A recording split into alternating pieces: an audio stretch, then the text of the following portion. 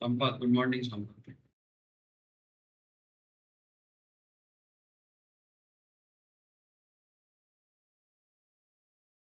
संपत आवाज আসছে? हाँ, good morning sir. Good morning. Okay, good morning again to all of you. अच्छा, तो चलो सर स्टार्ट करें आज का इक्विटी डेरिवेटिव लेक्चर्स। सर आज क्या होगा क्लास में? आज क्या सुमित बोल रहे हैं कि सर ज्वाइन করতে পারছি না। क्यों? লাইসেন্সটা দিয়ে জয়েন করলে তো ভাই একবার বলো না, সঙ্গে সঙ্গে মেসেজ ট্রাই করারও কোনো প্রয়োজন নেই। Yes Sumit, good morning. হ্যাঁ, গুড মর্নিং। আরে জয়েন করতে পারছিলাম না। যখন নর্মাল প্রবলেম হবে লাইসেন্সের যে এটা দিয়েছিলাম আইডি পাসওয়ার্ডটা ওটা ইউজ কবে করবি তাহলে? আরে ও ঠিক আছে, করে নাও। Okay. Good okay. Morning. Okay, good morning.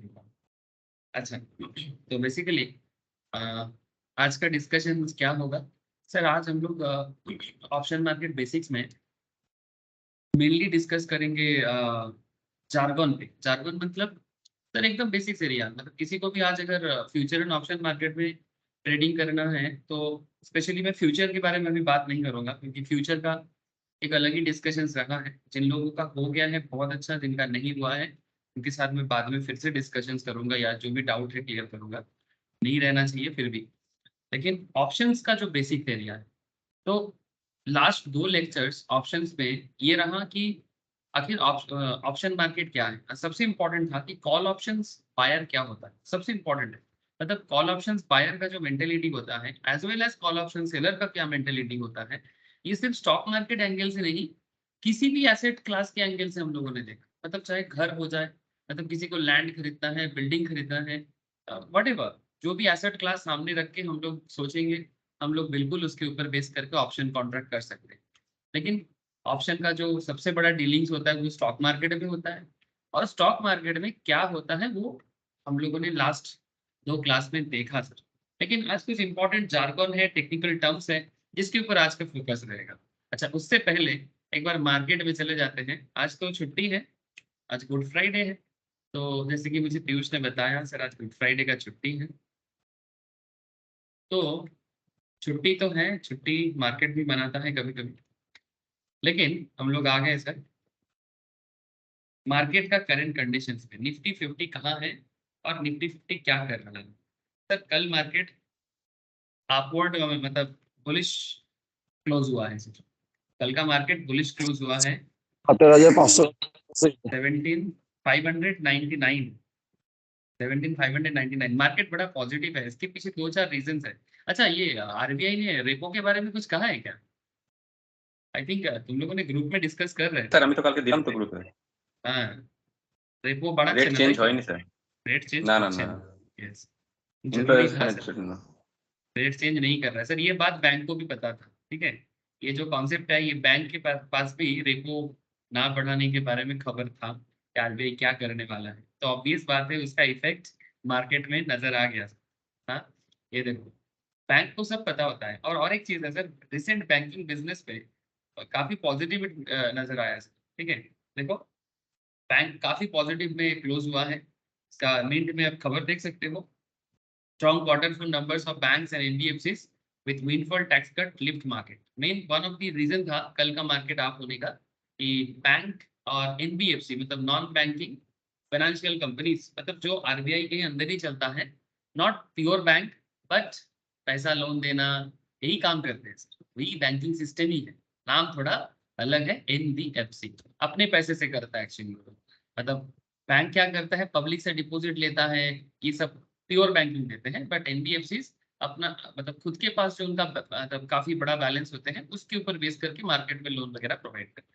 तो वट एवर दोनों आरबीआई के अंदर काम करते हैं। और उससे बड़ी चीज है कि क्वार्टर फोर का रिजल्ट बड़ा पॉजिटिव रहा है, और जिसका इफेक्ट मार्केट में बहुत जोर का देखने को मिला है। और लास्ट दिन और एक चीज बताया कि एफआईआई का पैसा वापस इंडियन मार्केट में आना, मतलब फॉरेन इंस्टीट्यूशनल इन्वेस्टर्स का। अच्छा, मुझे पीयूष ने बताया था सर एचडीएफसी थोड़ा देख के बताइए। मैं देखता हूँ एचडीएफसी का क्या है।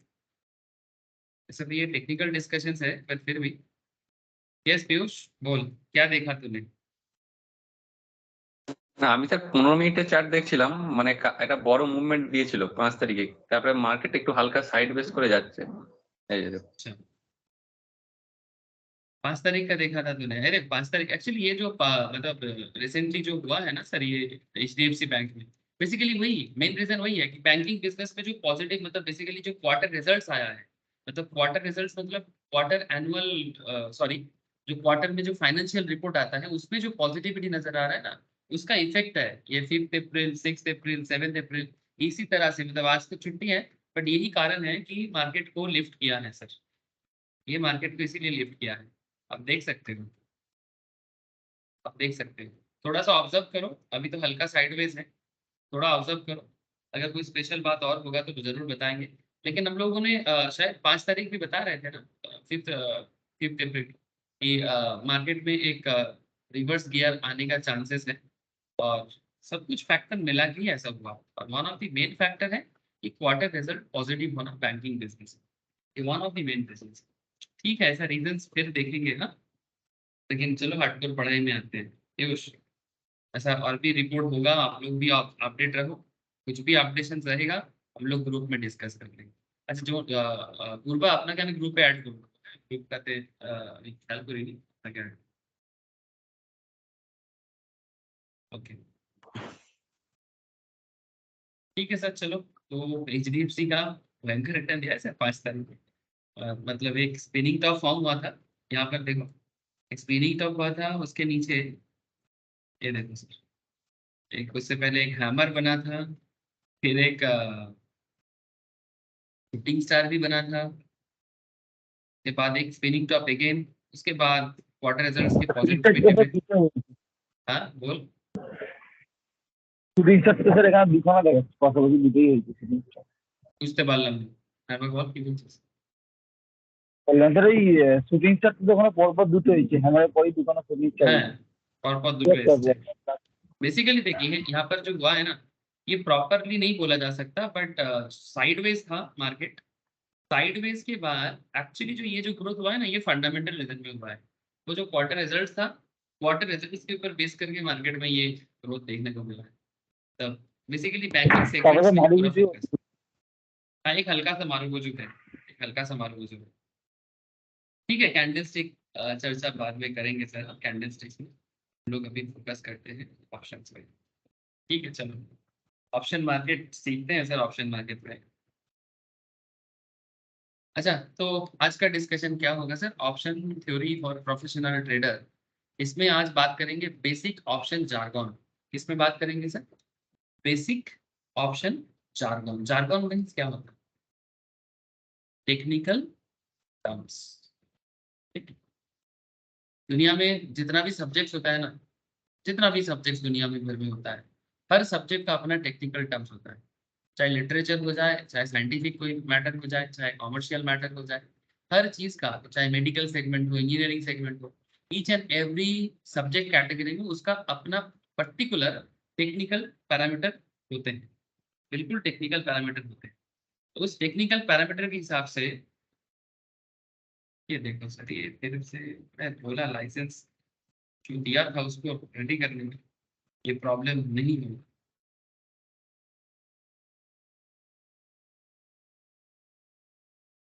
बात ही नहीं सुनता,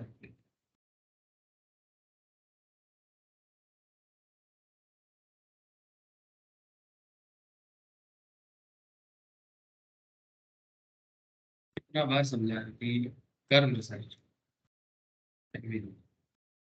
अच्छा देखो, तो बेसिक्स ऑप्शन जार्गन में टेक्निकल टर्म्स जो हैं ये बहुत जरूरी होते हैं। अच्छा टेक्निकल टर्म्स का बात जब आया सामने, तो बेसिकली टेक्निकल टर्म्स में क्या क्या जानना जरूरी है, फिर इसके लिए ना एक सबसे बेहतर है कि NSE में जाना है और ऑप्शन चेन को थोड़ा सा डाउनलोड कर लें।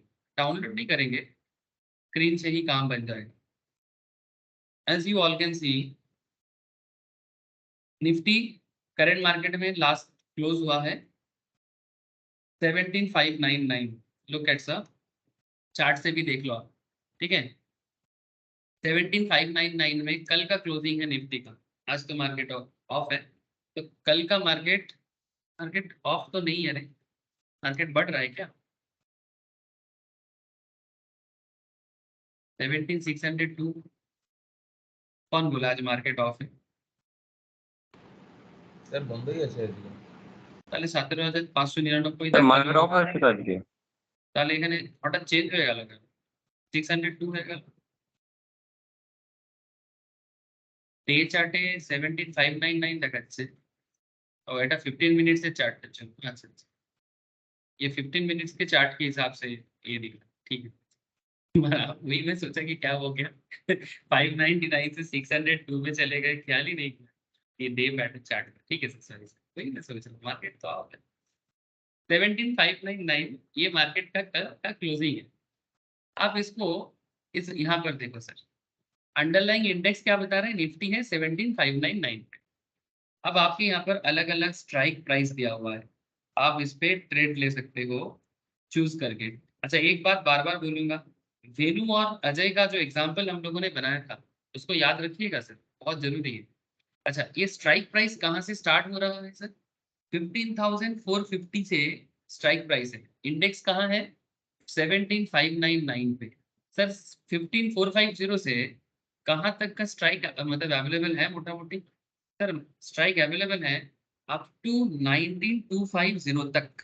ठीक है, ये स्टॉक एक्सचेंज का काम है सर, वो देख लेता है कि कितना स्ट्राइक में ट्रेड इनिशिएट करने देना चाहिए, उसी हिसाब से आपके सामने पूरा लिस्ट है। सर हमें यहाँ पर स्टॉक एक्सचेंज जो करता है वो नहीं करना है, हमें जो करना है ट्रेडर जो करते हैं वो करना है। ठीक है, स्टॉक एक्सचेंज अंदर से क्या मैथमेटिक्स कर रहा है वो आप बाद में कभी सीखेंगे, लेकिन फिलहाल आप इतना तो समझ लीजिए कि ये जो अलग अलग स्ट्राइक जोन आपके सामने अवेलेबल करते हैं, इसमें से कौन सा स्ट्राइक जोन में आप जाए तो आपके लिए अच्छा है।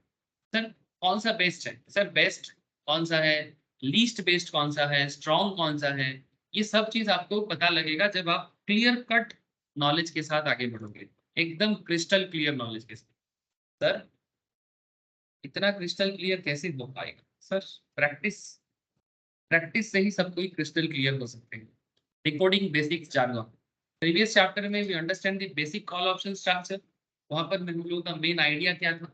मेन आइडिया था a few essential call option concept. वहां पर मेन आइडिया क्या था? कॉल ऑप्शन कॉन्सेप्ट क्या है उसको समझना।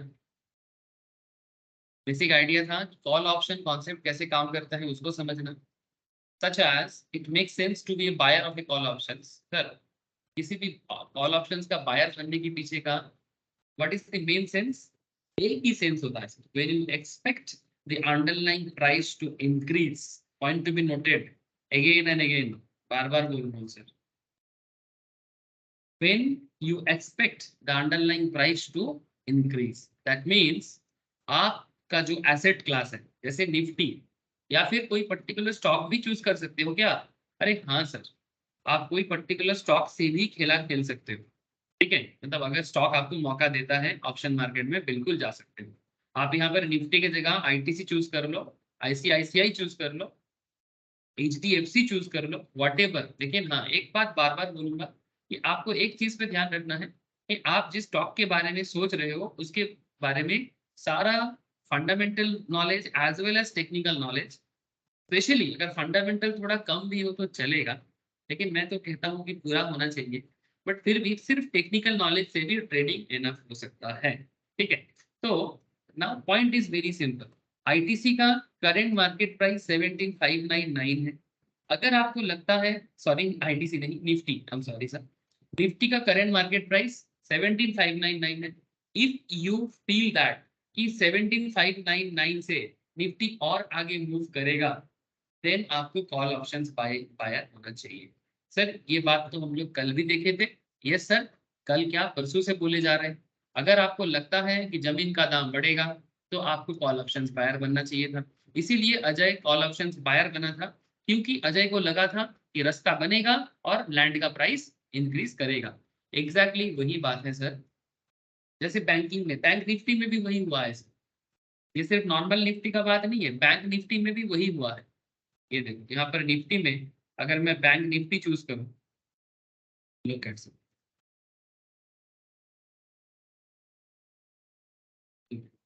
ये देखो बैंक निफ्टी का अंडरलाइन है 41,041। अगर आप लास्ट डे का डेटा देखते हो, अच्छा लास्ट दिन बैंक निफ्टी कहाँ पर था?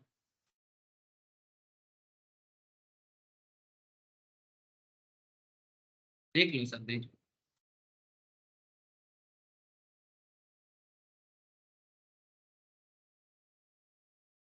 बैंक निफ्टी का चार्ट अगर मिल जाए तो बढ़िया हो गया सर।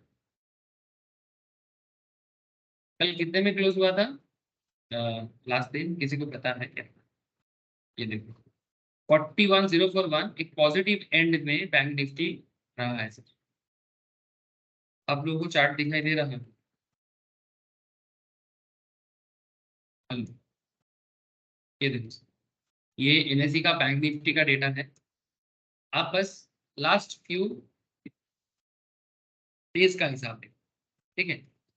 तो कहने का मतलब यही है कि बैंक निफ्टी क्यों ग्रो करने वाला था, क्योंकि बैंकिंग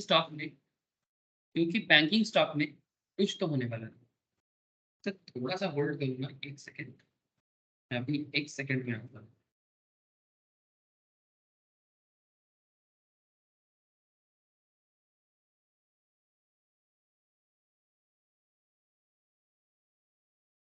क्या हो गया स्क्रीन से?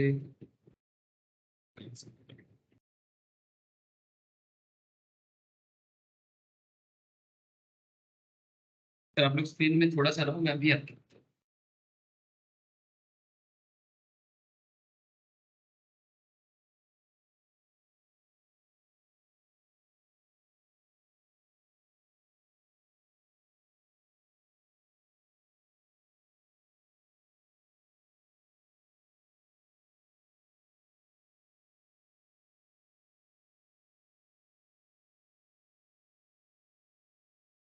ओके सर देखो।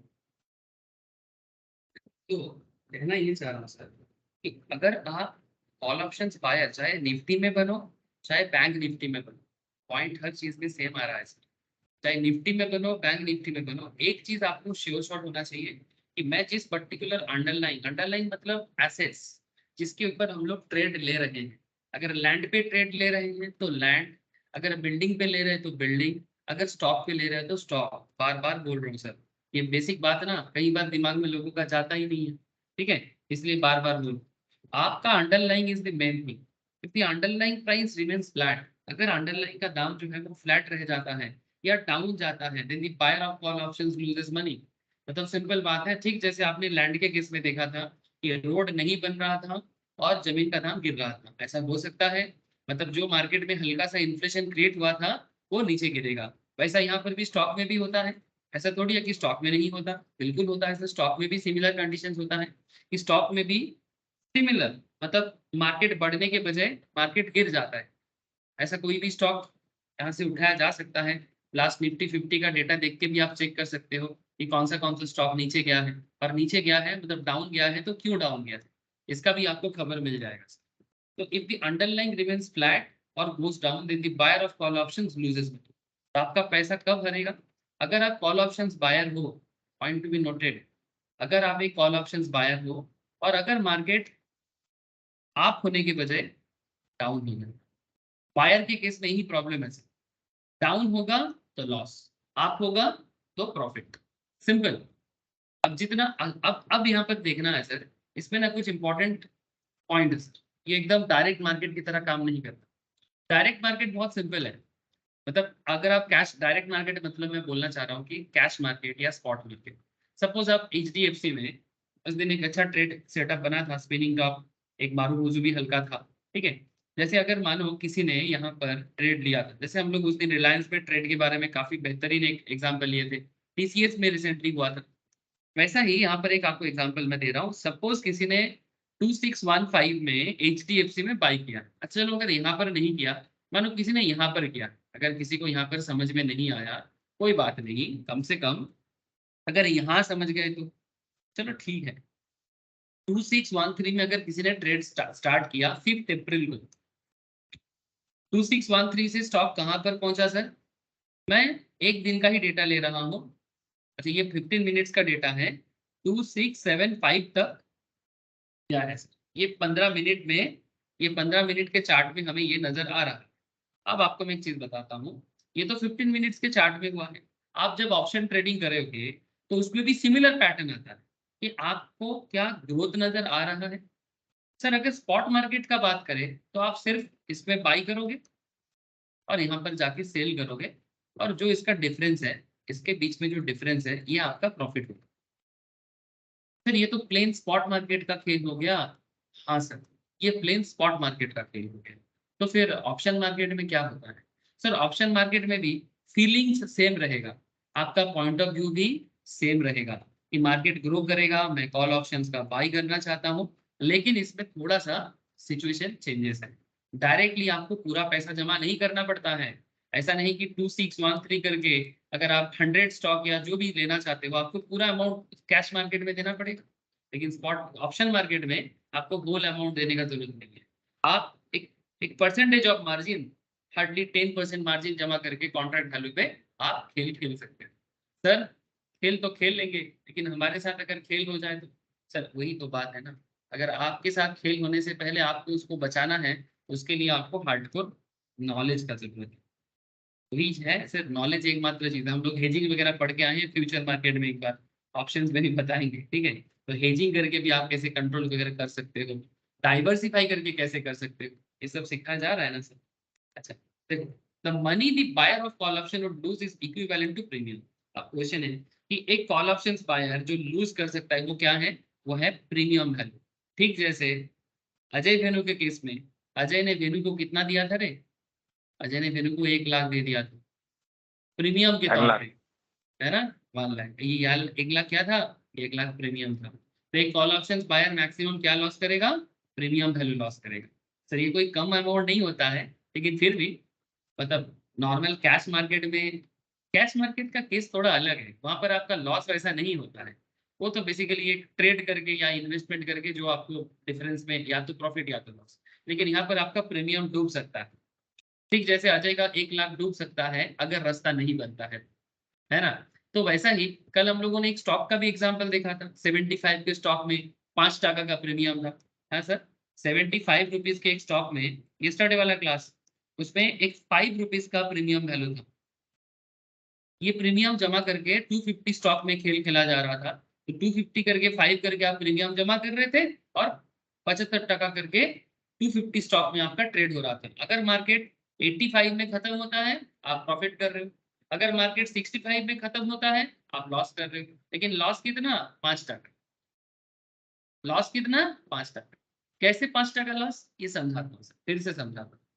The money the buyer of call option would lose is equivalent to the premium agreement fees. That is agreement fees. You can say that agreement fees. Premium को और एक नाम से भी बोला जाता है, इसको agreement fees भी बोला जाता है।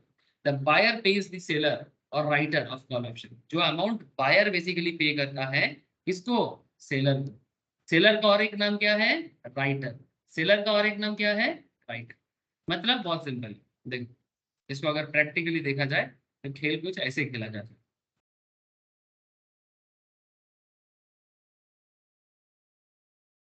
HDFC 26 कॉल ऑप्शंस, HDFC में 2600 कॉल ऑप्शंस का अगर मैं बात करूं, 2600 का, अगर आप इसे बाई करना चाहते हैं, देखो सर मैं अभी कोई डिसीजन मेकिंग नहीं दे रहा हूँ, क्या बाई करना चाहिए क्या सेल करना चाहिए, ये करंट डिस्कशन नहीं है। अभी तो सीख रहे हैं ना, अब पूरा सीखो खुद समझ जाओगे। लेकिन मैं जस्ट यहाँ पर क्लिक करूंगा बाई बटन पे। जैसे ही मैंने बाई बटन पे क्लिक किया, HDFC का 2600 कॉल ऑप्शंस का प्रीमियम वैल्यू देखो कितना दिखा रहा है। ये शेयर प्राइस नहीं है, शेयर प्राइस इसको कहते हैं स्ट्राइक। समझाता हूँ स्ट्राइक को कैसे यूज करना है। लेकिन अब प्रीमियम वैल्यू देखो, और कितना क्वांटिटी लेना है? 300। कितना क्वांटिटी लेना है? 300। तो इसके हिसाब से होगा 300 के हिसाब से 141 का जो प्रीमियम वैल्यू है इसके हिसाब से होगा। ठीक है। तो क्वेश्चन इज दैट सर, जब आप ये प्रीमियम वैल्यू जमा करोगे ना, ये प्रीमियम वैल्यू बायर से सेलर के पास चला जाएगा। ये कैसे जाएगा? ये एक्सचेंज डिसाइड करेगा। मतलब बेसिकली अकाउंट टू अकाउंट जो लोग सेटअप करते हैं, जिसको हम लोग नॉर्मली M2M बेसिस पे, मार्क टू मार्केट बेसिस पे देखते हैं। What is mark to market, इसका चर्चा भी मैंने फ्यूचर मार्केट में करके रखा है। लेकिन सर ऑप्शंस मार्केट में भी मैं मार्क टू मार्केट समझाऊंगा, ठीक है, क्योंकि दोनों का सेटलमेंट थोड़ा सा अलग है, थोड़ा सा अलग है, एग्जैक्टली सेम नहीं है, हल्का सा अलग है। तो वो सब धीरे धीरे आप लोग समझ जाओगे। लेकिन हाँ, इफ पॉसिबल फ्यूचर मार्केट को गो थ्रू करते रहना, बिकॉज फ्यूचर मार्केट का बहुत सारा आइडिया ऑप्शन मार्केट में अप्लाई होता है। इसीलिए मैं फ्यूचर मार्केट पहले पढ़ाता हूँ, ठीक है। इसीलिए बहुत लोग तो सिर्फ ऑप्शन मार्केट ही सीखने का बात करता है, लेकिन मैं फिर भी बोलता हूँ कि फ्यूचर भी सीख लीजिए, काम आता है। अच्छा, कॉल ऑप्शंस पार्ट 2 आएगा सर, जब मैं आपको कॉल ऑप्शंस के बारे में और डिटेल्स में बात करूंगा। तो लेकिन सर कॉल ऑप्शंस पार्ट 2 में एडवांस डिस्कशन करने से पहले आज थोड़ा सा जार्गन पे बात हो जाए। अभी स्ट्राइक प्राइस पे बात कर रहा था। स्ट्राइक प्राइस क्या है, अंडरलाइन क्या है, exercising of an option contract, VVIP concept है sir. Exercising of an option contract, option expiry क्या होता है, ऑप्शन प्रीमियम क्या है, ऑप्शन सेटलमेंट क्या है, इस सभी चीज पे एक एक करके बात करते हैं सर। चलो, सब बेसिक्स है, अभी अभी कोई एडवांस लेवल डिस्कशन नहीं है। स्ट्राइक प्राइस क्या है ये देखते हैं सर। कॉल ऑप्शंस में या पुट ऑप्शंस में, चाहे कॉल ले लो पुट ले लो, स्ट्राइक इज ऑलवेज देयर, ठीक है। सर कॉल पुट, पुट तो समझाए नहीं सर, सर समझाएंगे, कॉल पुट भी समझाएंगे। अभी तो कॉल पे ही बात कर रहा हूँ। ऑप्शन चेन में जब भी जाते हैं आपको एक साइड में कॉल दिखता है तो दूसरे साइड में पुट दिखता है, ये देखो सर। तो ये पुट में भी हो या कॉल में हो, strike is always there. Strike amount तो है ना यहाँ। पुट का प्रीमियम अलग होता है, कॉल का प्रीमियम अलग होता है। देखो प्रीमियम वैल्यू में चेंजेस है, ठीक है। तो लेकिन सर अभी पुल मतलब पुट और कॉल को एक साथ खिचड़ी नहीं पकाना है। पहले कॉल से समझ जाओ, फिर मैं एक साथ आपको पुट को भी समझाऊंगा और पुट के बेसिस पे भी आइडिया जनरेट करूंगा, लेकिन अलग अलग करके। तो सबसे पहले स्ट्राइक प्राइस के बारे में थोड़ा डिटेल्स में बात करें। Consider the strike price as the anchor price. तो point to be noted, strike price को एंकर प्राइस भी कहा जाता है। सर एंकर प्राइस, ये सर क्योंकि यही मेन है जो एक्चुअली आपका ट्रेड को स्टार्ट करता है। So consider the strike price as the anchor price at which two parties. Sir two parties मतलब सपोज आप ट्रेड ले रहे हो, ऑपोजिट में कोई तो है। सर कौन है ऑपोजिट में, मैं क्या उनको जानता हूँ? नहीं सर, उनको जानना पर्सनली आपका जरूरत नहीं है, ठीक है। अजय भेनु की तरह बात नहीं होता है स्टॉक में। अजय भेनु की तरह स्टॉक मार्केट नहीं चलता है। स्टॉक मार्केट लिक्विड है सर, स्पेशली निफ्टी 50 जैसे ट्रेडिंग या फिर ब्लू चिप कंपनी में ट्रेडिंग जो होता है वो काफी लिक्विड होते हैं। मतलब बायर से सेलर को मिलाना और सेलर से बायर को मिलाना ये मार्केट का काम है, आप इस पे ज्यादा फोकस करें, ठीक है। आप बस इतना समझे, ठीक है, कि बायर और सेलर के बीच में एग्रीमेंट बनेगा, ठीक है, जैसे ही वो ट्रेड सेटअप हो। और ट्रेड सेटअप बहुत सिंपल है। आपका जो भी ब्रोकिंग आपका अकाउंट होगा, ट्रेडिंग अकाउंट होगा, उसके थ्रू से बाई बटन दबाने से बाई होगा, सेल बटन दबाने से सेल कॉन्ट्रैक्ट होगा, दोनों कॉन्ट्रैक्ट बनेगा। तो ऑप्शन एग्रीमेंट में क्या होता है, for instances in the previous chapter Ajay Bhenu example, anchor price था 5 लाख, मतलब जो लैंड का वैल्यू था, लैंड का वैल्यू था, स्ट्राइक था एक्चुअली। इसको हम लोग स्ट्राइक बोलेंगे, स्ट्राइकर होता है ना स्ट्राइकर, तो स्ट्राइकर यही है। 5 लाख जमीन का दाम से लेके ही खेल था।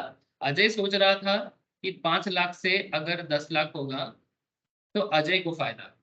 वेन्यू सोच रहा है भाई 10 लाख ना हो, 5 लाख ही रह जाए या 3 लाख पे आ जाए तो वेन्यू को फायदा। मतलब वेन्यू का मानना है रास्ता नहीं बनेगा और शेयर का दाम, लैंड का दाम वहीं पर वही रहेगा या और कम हो जाएगा। चाहे जमीन का दाम 5 लाख पे रह जाए या 3 लाख पे रह जाए तो वेन्यू गेनर बनेगा। वेन्यू कौन था? सेलर था। अजय कौन था? बायर था। वही बात है। तो 5 लाख यहाँ पर एंकर प्राइस था, which is also strike price for their deal. इसी 5 लाख को हम लोग क्या बोलेंगे?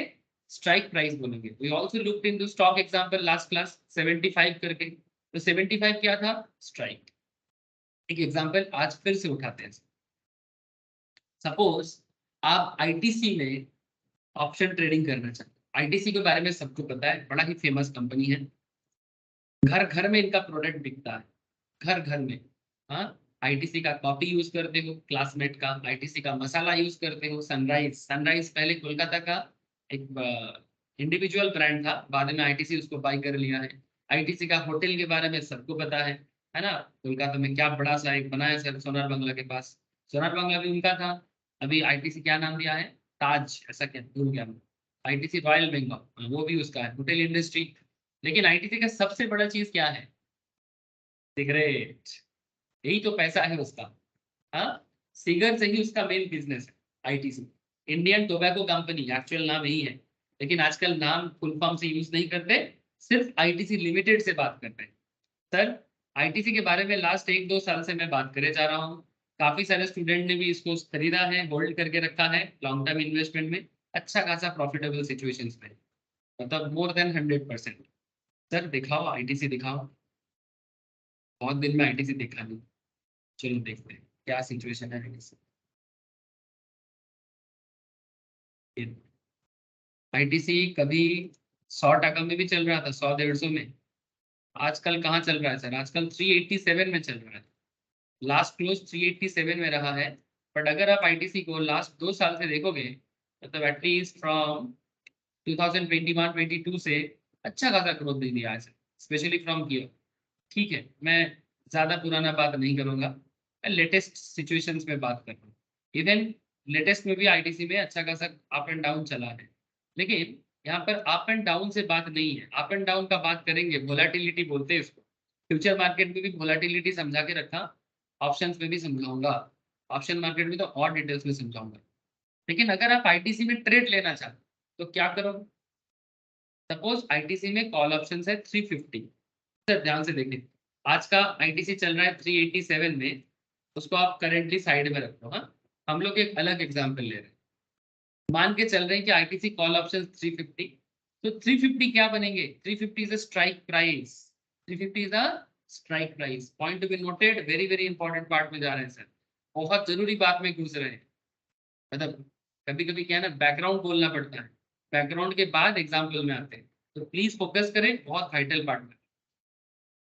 350 स्ट्राइक प्राइस में अगर आप आईटीसी को बाई करना चाहते हैं, ठीक है, then it indicates that the buyer is willing to pay a premium today. ठीक है, बाई करना मतलब अभी बाई नहीं करना है, कॉन्ट्रैक्ट करना है। ठीक है, बाई तो करेंगे एक्सपायरी पे। That it indicates that a buyer is willing to pay a premium today to buy the rights of buying ITC at 350 on expiry. Point to be noted. 350 strike choose करने का मतलब ये नहीं कि आप आईटीसी को 350 में बाई कर रहे हो, आप right two by actually by कर रहे हो, राइट टू बाई। आपको पता है ना, जो प्रीमियम पे करता है कॉल वही कर सकता है। अजय धनु का एग्जांपल याद करो, तो एग्जैक्टली ये बाइंग राइट है, खरीदने का अधिकार लेना, उसके बदले प्रीमियम पे करना। और खरीदेगा कि नहीं खरीदेगा, बाई करेगा कि नहीं करेगा, ये एक्सपायरी डेट पे डिपेंड करता है। सर एक्सपायरी नॉर्मली 3 तरह का होता है, बट ऑप्शन में सबसे पॉपुलर है 1 मंथ का। ठीक है, जैसे रिसेंट एक्सपायरी ऑप्शन का मोस्ट प्रोबेबली 27 अप्रैल को है। आप चाहो तो इसको एनएससी के साइड में जाके मैं फिर से इसको शो कर सकता हूँ, लेकिन आप फिलहाल इसको देखो कि कैसे स्ट्राइक चूज किया जाता है। तो 350 स्ट्राइक तभी चूज किया जाएगा, needless to say you will buy ITC 350 only if ITC is trading at rupees above rupees 350। अगर ITC 350 के ऊपर जाने का बात सोच रहे हो आप, ठीक है, अगर आपका पॉइंट ऑफ व्यू ITC के बारे में 350 above है, then only you will buy, तो you will right to buy, मतलब बेसिकली आप जो बाई करोगे, राइट ऑफ बाई करोगे। ठीक है, right of buying ITC, ITC by करने का अधिकार आप आज ट्रेड करोगे तभी जब आपको लगेगा कि 350 के ऊपर जाएगा। अच्छा, अब यहाँ पर एक खेल है, एनएससी के वेबसाइट से ये पुराना थोड़ा स्नैपशॉट है, अब इस स्नैपशॉट को देखें। ठीक है, ये स्क्रीनशॉट को देखें, ये कहाँ से लिया गया सर? सर ये ऑप्शन चेन है जो मैं आपको तब से दिखा रहा हूँ। कहाँ चला गया ऑप्शन चेन? ये जैसे निफ्टी का ऑप्शन चेन था, ये बैंक निफ्टी का ऑप्शन चेन था, आप यहाँ से आईटीसी चूज करो तो आपको करंट आईटीसी का ऑप्शन चेन मिल जाएगा। कहाँ है आईटीसी, कहाँ है आईटीसी? किसी को दिखा आईटीसी? স্যার ওপরে ছিল, আপনি নিচে না। बोले अब तो बोले तो बीसी चलेगा, आई पे पाओ तो यस, यहाँ पर क्लिक करें। তো ठीक है, देखो करंट अंडरलाइन दिखा रहा है। ठीक है, करंट अंडरलाइन दिखा रहा है, और अगर आप थोड़ा सा नीचे आओगे तो आपको स्ट्राइक प्राइस भी अलग अलग स्ट्राइक में दिख रहे हैं। तो ऐसा ही एक आईटीसी का स्क्रीनशॉट, ये ओल्ड डेटा है बट कोई बात नहीं sir, for the learning purpose ये भी इनफ है। देखो सर यहाँ पर कुछ कलर किया हुआ है, जैसे देखो ये जब का स्क्रीनशॉट लिया हुआ है तब आईटीसी का अंडरलाइन चल रहा था, मतलब स्पॉट मार्केट चल रहा था 336। ठीक जैसे आज चल रहा है 387 में, उस टाइम पे चल रहा था 336.90। Point to be noted, very important part. Sir जिसको रेड बॉक्स में बंदी बनाया गया है इस एरिया को चेक करो, ये रेड कलर का जो एरिया है। सर स्ट्राइक प्राइस देखो कौन सा लिया गया है 340, जिसके लिए प्रीमियम वैल्यू है 4.75। हेलो 4.75 है ये, अगर आपको दिखाई नहीं दे रहा है मैं बता रहा हूँ, ये 4.75 का प्रीमियम है और ये 340 का स्ट्राइक है, 340 का स्ट्राइक है। और ये जो अंडरलाइन दिख रहे हैं ना सर, तो स्पॉट मार्केट में आईटीसी 336.90 में चल रहा है। सर ये 3 डेटा से क्या समझ में आएगा, चलो समझते हैं। ये 3 डेटा से क्या समझ आता है एक ऑप्शन ट्रेडर को, वो समझने का कोशिश करते हैं। तब ऑप्शन चेन को ऐसे ही पढ़ना चाहिए। The table that you see above is called option chain, which basically lists all the different strike price available for a contract along with the premium for the same, है ना। अलग अलग strike price और उसका अलग अलग premium, premium change होता रहता है हर minute by minute. Beside this information, the option chain has a lot more trading information, जैसे और क्या क्या रहता है, रोज बोलता हूँ फिर बता रहा हूँ, सब चर्चा होगा। Open interest, volume, intrinsic value, ठीक है, बिड प्राइस, आस्क प्राइस, ठीक है। ये जो इंपॉर्टेंट बातें हैं, ओपन इंटरेस्ट पुट का भी है, वॉल्यूम पुट का भी है। तो ये जो ओपन इंटरेस्ट है, वॉल्यूम है, ऑलरेडी मैंने फ्यूचर में भी ओपन इंटरेस्ट वॉल्यूम में चर्चा किया, लेकिन सर ऑप्शन में भी करना है ना। यस करेंगे, बिल्कुल करेंगे, लेकिन फिलहाल ये सब तो क्या करना है, साइड में रखना है। क्यों? क्योंकि हम लोग स्ट्राइक समझ रहे हैं, ठीक है। ये सब साइड में रखो, अभी बाद में आएंगे। Ignore all of it now, just focus करो स्ट्राइक पे। The highlight in maroon shows the price of underlying in the spot, जैसे कि 336.9 चल रहा था। Blue shows that the different strike price available, blue line में अलग अलग स्ट्राइक अवेलेबल था, अलग अलग स्ट्राइक, ये जो एरिया था। चलो कहाँ गया स्क्रीनशॉट मेरा, कहाँ गया कहाँ गया कहाँ गया, ये रहा। कहाँ से कहाँ तक का अवेलेबल है, 260 से लेके 480 तक का अवेलेबल था। 260 से लेके 480 तक का स्ट्राइक अवेलेबल था जब का स्क्रीनशॉट ये है। लेकिन सर अंडरस्टैंडिंग होना जरूरी है। टू रिमेंबर, क्या रिमेंबर करना है, each strike price is independent of the other. Her strike अलग है, मतलब 280 अलग है, 480 अलग है, ठीक है, सब अलग है। और one can enter into an option agreement and specific strike.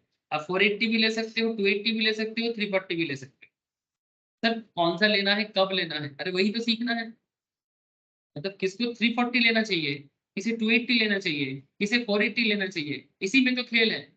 Confusion तो इसी में क्रिएट होता है कि हम क्या करें, मुझे समझ में नहीं आ रहा है। अरे वही समझ बढ़ाने के लिए तो क्लास करते हैं। फॉर एग्जाम्पल, अगर हम चाहते हैं कि 340 प्रीमियम में जाए, सॉरी 340 स्ट्राइक में जाए, करंट मार्केट चल रहा है 336.9 पे, याद रखें हाँ, as per our example, not the current live market, as per our example market जो मैं नोट्स के अंदर दिखाया आपको, 336.90 स्पॉट चल रहा था।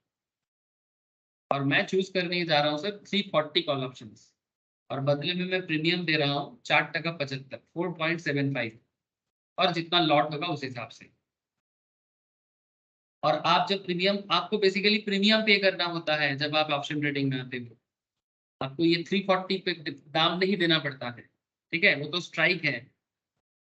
सर इसमें होगा क्या, कुछ नहीं होगा सर, बस यही होगा इसमें आप आईटीसी का जो कॉल ऑप्शन बाय करेगा, this entitles the buyer to buy ITC shares at the end of expiry. अब 1 मंथ का नॉर्मली टाइम पीरियड होता है, आप 1 मंथ से पहले भी आ सकते हो, लाइक 15 डेज पहले, 1 वीक पहले, ठीक है, चाहे 1 मंथ पहले आओ, 15 डेज पहले आओ, 1 मंथ पहले आओ, एक्सपायरी के तक आपको कॉन्ट्रैक्ट में रहना चाहिए। सर उससे पहले भी निकाल सकते हैं क्या, हाँ सर निकल सकते हैं, उसको सेल करना बोलते हैं। समझाता हूँ। तो सिंपल इतना समझो कि जैसे ही आपने आईटीसी बाय कर लिया, ठीक है, मतलब आईटीसी बाय मतलब कॉल ऑप्शंस बायर बन गए, आप 340 में एक्सपायरी पे बाय करोगे। ठीक जैसे अजय 6 मंथ्स लेटर में, ये वाला एग्जांपल मैं हमेशा देता रहूंगा। अजय 6 मंथ्स लेटर वेन्यू से बाय करने का राइट ले लिया। ठीक वैसा ही आप जब आईटीसी में आ रहे हो, आप भी 1 मंथ लेटर और 15 डेज लेटर, जितना भी टाइम फ्रेम आपका है, उसके अंदर आप 340 में बाई करने का राइट ले लेते हो, क्योंकि आपने कौन सा स्ट्राइक चूज किया, 340 सीई, ये आपका स्ट्राइक था।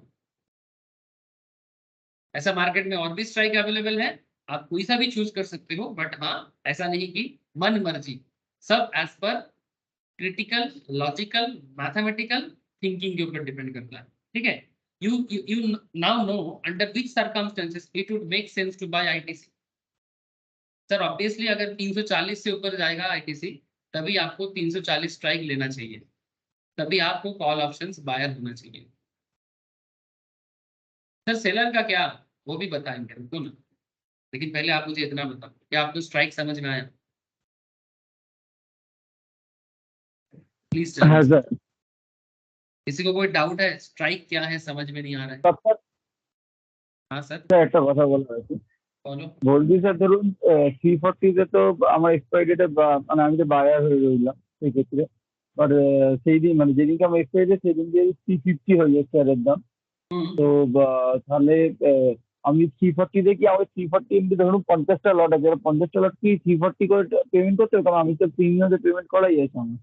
नहीं नहीं, तेरा जो पेमेंट है उसी हिसाब से सेटलमेंट, तेरे को और कुछ पेमेंट नहीं करना। তারপর প্রফিট যেটা আছে ওই প্রফিটটাই শুধু আমার অ্যাকাউন্টে আবার यस সেটেলমেंट यस হবে। Yes exactly, only profit settlement. मैं समझाता हूँ, वो भी समझाता हूँ सेटलमेंट कैसे होगा, ये सब पढ़ेंगे सर।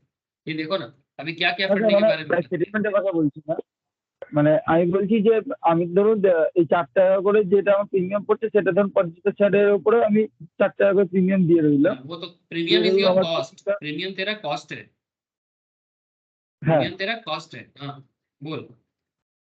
এবার 340 করে তো আমার স্ট্রাইক করা আছে, তাহলে 340 ইন্টু 50 মানে যত টাকা হচ্ছে সেই টাকাটা কি ওকে দিতে হবে নাকি ना প্রিমিয়ামটা যা থাকে?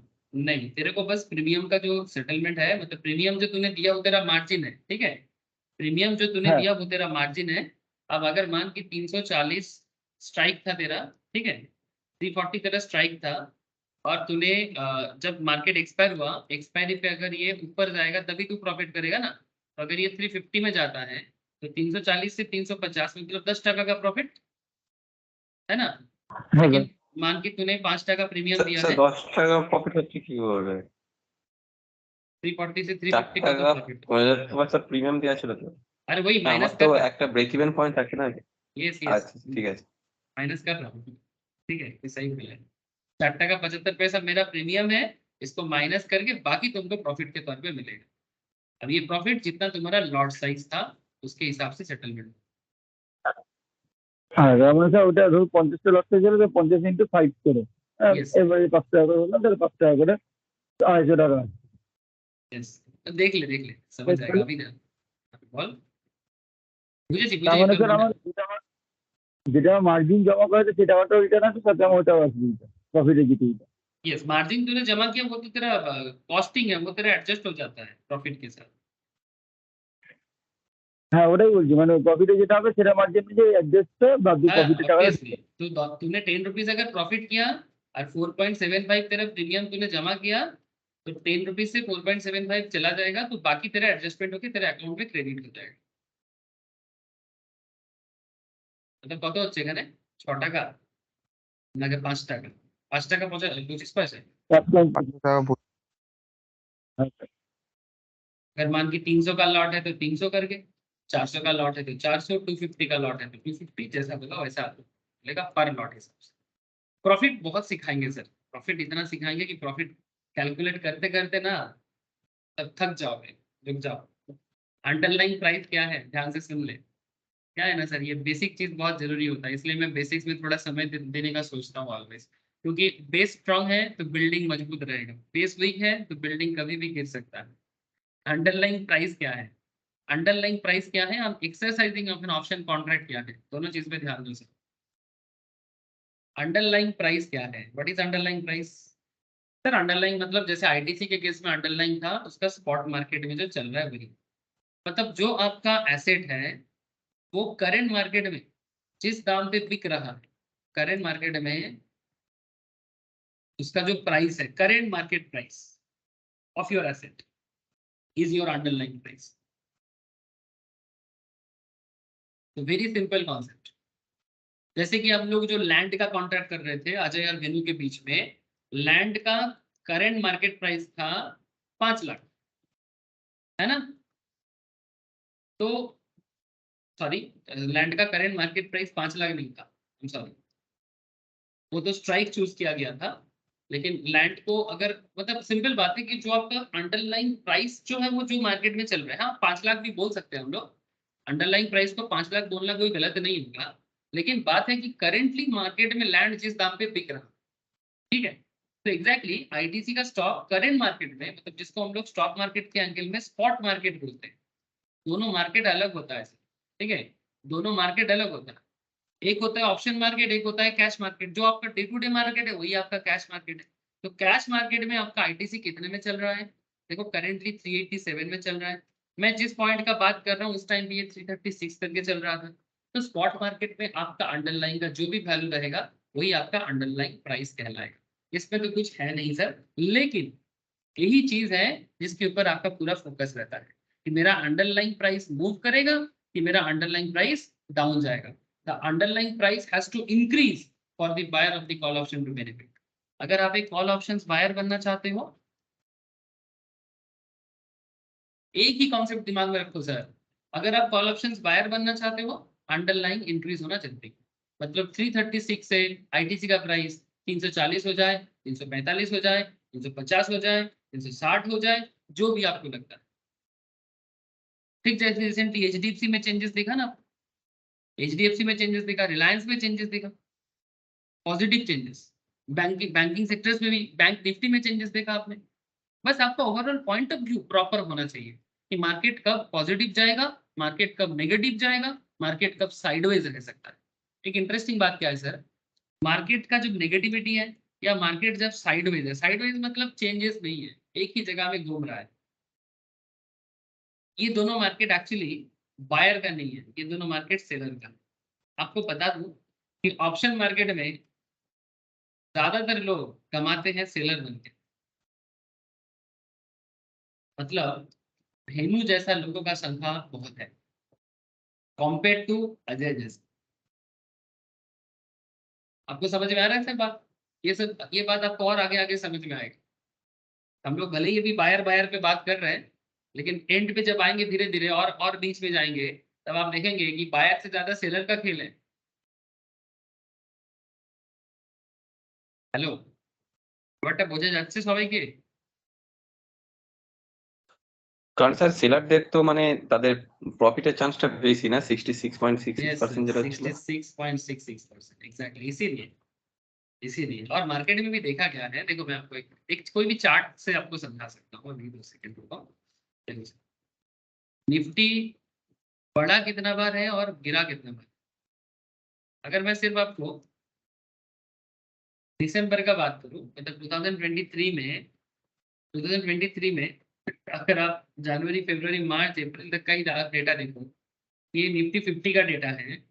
यहाँ देखो आप मोटा मोटी 2023 के स्टार्टिंग में मार्केट में ग्रोथ था, फिर मार्केट उसके बाद देखो कहीं इस एरिया में देखो मार्केट साइडवेज है, फिर मार्केट नीचे गिरा, ठीक है, फिर यहाँ पे थोड़ा साइडवेज रहा, फिर मार्केट अपर गया, फिर मार्केट नीचे गिरा, फिर मार्केट हल्का सा साइडवेज, फिर ऊपर, फिर नीचे, फिर ऊपर, फिर नीचे, ठीक है, फिर साइडवेज रहा, फिर बढ़, ठीक है। तो मार्केट में मौका सबको मिलता है सर, ये डिपेंड करता है आप किस टाइप का ट्रेडर बनना चाहते हो। दोनों बन सकते हो, आप अपना अप्रोच से खेल सकते हो, मतलब साइडवेज मार्केट भी मार्केट है, उसमें भी इनकम होता है। It's all about point of view. Sideways market भी मार्केट है, जैसे ये सिचुएशंस भी मार्केट है, ये सिचुएशंस भी, आप अपवर्ड जाना भी मार्केट है, डाउनवर्ड आना भी मार्केट है। मार्केट में सब चलता है, लेकिन डिपेंड करता है आपके पॉइंट ऑफ व्यू में आप किस तरह से मार्केट को रीड कर पा रहे हो। और ये पूरा रीडिंग तभी संभव हो पाएगा जब आप A to Z हर चीज को प्रॉपरली समझोगे। और सिर्फ फ्यूचर एंड ऑप्शंस ही नहीं, ये तो बस एक कॉन्सेप्ट है, इसके साथ साथ टेक्निकल एनालिसिस, फंडामेंटल एनालिसिस, दोनों में अच्छा ग्रिप होना चाहिए, दोनों, तभी आपको मार्केट में अच्छा मौका मिलेगा। ओनली टेक्निकल भी इनफ नहीं है, और फ्यूचर एंड ऑप्शंस तो एक पर्टिकुलर कॉन्सेप्ट है कि ऐसा ऐसा होता है, ऐसा ऐसा होता है। ये आपको कोई फंडा थोड़ी देता है, फंडा नहीं देता, टेक्निक बताता है।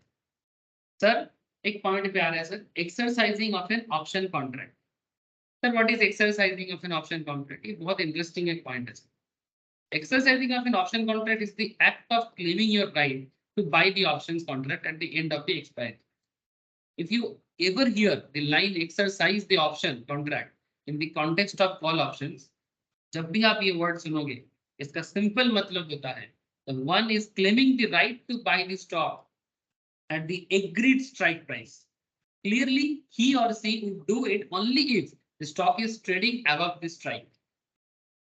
कुछ important point to note है, you can exercise the option only on the day of the expiry and not any time before the expiry. माने ये होता है सर, आज 7 अप्रैल अगर आप कोई कॉन्ट्रैक्ट में आते हो, ठीक है, और मानते हैं कि आपका कॉन्ट्रैक्ट 26 या 27 अप्रैल को खत्म होगा, एक्सपायरी होगी, तो एक्सपायरी तक होल्ड करना, और होल्ड करने के बाद आपने मानो आपने आईटीसी बाई करने का बात किया था, आपके पास आईटीसी बाई करने का राइट आया था। 7 अप्रैल को अगर आप आईटीसी बाई राइट लेते हो, ये राइट आप कब कंप्लीट कर पाओगे? फॉर एग्जांपल आपने 340 स्ट्राइक चूज किया था और 27 अप्रैल में 350 में आपका एक्सरसाइजिंग ऑफ ऑप्शन कॉन्ट्रैक्ट हो रहा है। Exercising of an option contract कैसे होता है? ही और she would do it only if the stock is trading above the strike. तो अगर आपका स्ट्राइक था 340 जैसा हमने चूज किया था, याद करो 2 मिनट पहले बोला, अगर आपका स्ट्राइक 340 था और 350 में आईटीसी चल रहा है, देन ओनली आप ऐसा करोगे। अगर ऐसा नहीं है तो आप नहीं करोगे, आपका एक्सरसाइज नहीं करोगे आप। क्यों? क्योंकि अगर आप 350 में फिर से मतलब अगर 340 में स्ट्राइक है, 350 में अगर मार्केट नहीं है, तो फिर ऑप्शन एक्सरसाइज करके क्या फायदा? इससे अच्छा है छोड़ दो, जो आपने प्रीमियम दिया था वो लॉस है, और क्या। लेकिन अगर इसको एक्सरसाइज करने जाओगे, मतलब इसको अगर फिर से आप 350 को मतलब 340 की जगह अगर 340 के नीचे आ जाता है, तो फिर कोई मतलब नहीं है, मतलब आपका लॉस है, प्रीमियम लॉस है। लेकिन अगर 350 में जाएगा तो आप ऑब्वियसली इसको एक्सरसाइज करोगे, मतलब बाई कर, आपका क्या था, आप बायर बने थे, अपोजिट में कौन था? सेलर था, तो सेलर तो था अपोजिट में, आपका बाई राइट से आप बाई को एग्जीक्यूट करो ना, फिर एग्जीक्यूट करने से आपका प्रॉफिट है। लेकिन ये काम आप एक्सपायरी पे ही कर सकते हो, not before the expiry. Sir इसको बोलते हैं exercising of an option contract. लेकिन सर अब किसी के मन में चलता है, कोई कंफ्यूज होता है, उन्हें लगता है कि एक्सरसाइज करना और सेल करना एक चीज है। नहीं सर, किसी को लगता है ऐसा भी होगा कि मैंने ऑप्शन कॉन्ट्रैक्ट में आया और उसके बाद कॉन्ट्रैक्ट में मुझे थोड़ा चेंजेस देखने को मिला। Sir what kind of changes, समझाता हूं, ध्यान से देखो। Assume with 15 days to expiry, 15 दिन बाकी है एक्सपायरी डेट पे, आईटीसी 340 में चल रहा है, आईटीसी कॉल ऑप्शंस, ठीक है, ये आपका स्ट्राइक है। When ITC is trading at 330 in the spot market, ITC spot market में 330 में चल रहा था, स्ट्राइक प्राइस है 340 आपका, ठीक है। 15 days to expiry, one buys ITC 340 call options, ऐसे दिखाता है ना सीई करके, ये आपका कॉल ऑप्शंस है। सर और क्या होता है? सर पुट भी होता है, अच्छा एक होता है अमेरिकन भी होता है, सीए पीए भी होता है, ठीक है, ये अमेरिकन होता है। सर अमेरिकन इंडिया में नहीं बिकता है, अमेरिकन ऑप्शंस इंडिया में सारा यूरोपियन होता है। सर ये यूरोपियन ऑप्शन, अमेरिकन ऑप्शन क्या है आगे बताएंगे सर, हमारे यहाँ पर सब यूरोपियन ही होते हैं। अच्छा, further assume that he buys the 340 call options, the stock price increased to 360 very next day। मतलब आपने 340 में लिया और नेक्स्ट डे मार्केट 360 में चला गया, तो क्या आप एक्सरसाइज कर सकते हो? Under such a scenario the option buyer can not ask for a settlement, he cannot exercise against the call options he holds। Settlement will happen only on the day of the expiry based on the price the asset is trading in the spot market on the expiry date। मतलब ऐसा नहीं कि आज 340 में मैंने इसको contract में आया, स्ट्राइक लिया और नेक्स्ट डे 360 में चला गया तो मैं एक्सरसाइज कर दूंगा। नहीं सर, एक्सरसाइज नहीं कर सकते आप, एक्सरसाइज तो एक्सपायरी पे ही होगा। सर लेकिन क्या रियलिटी में लोग एंड तक होल्ड करता है? The answer is maximum case answer is no. तो लोग क्या करेंगे?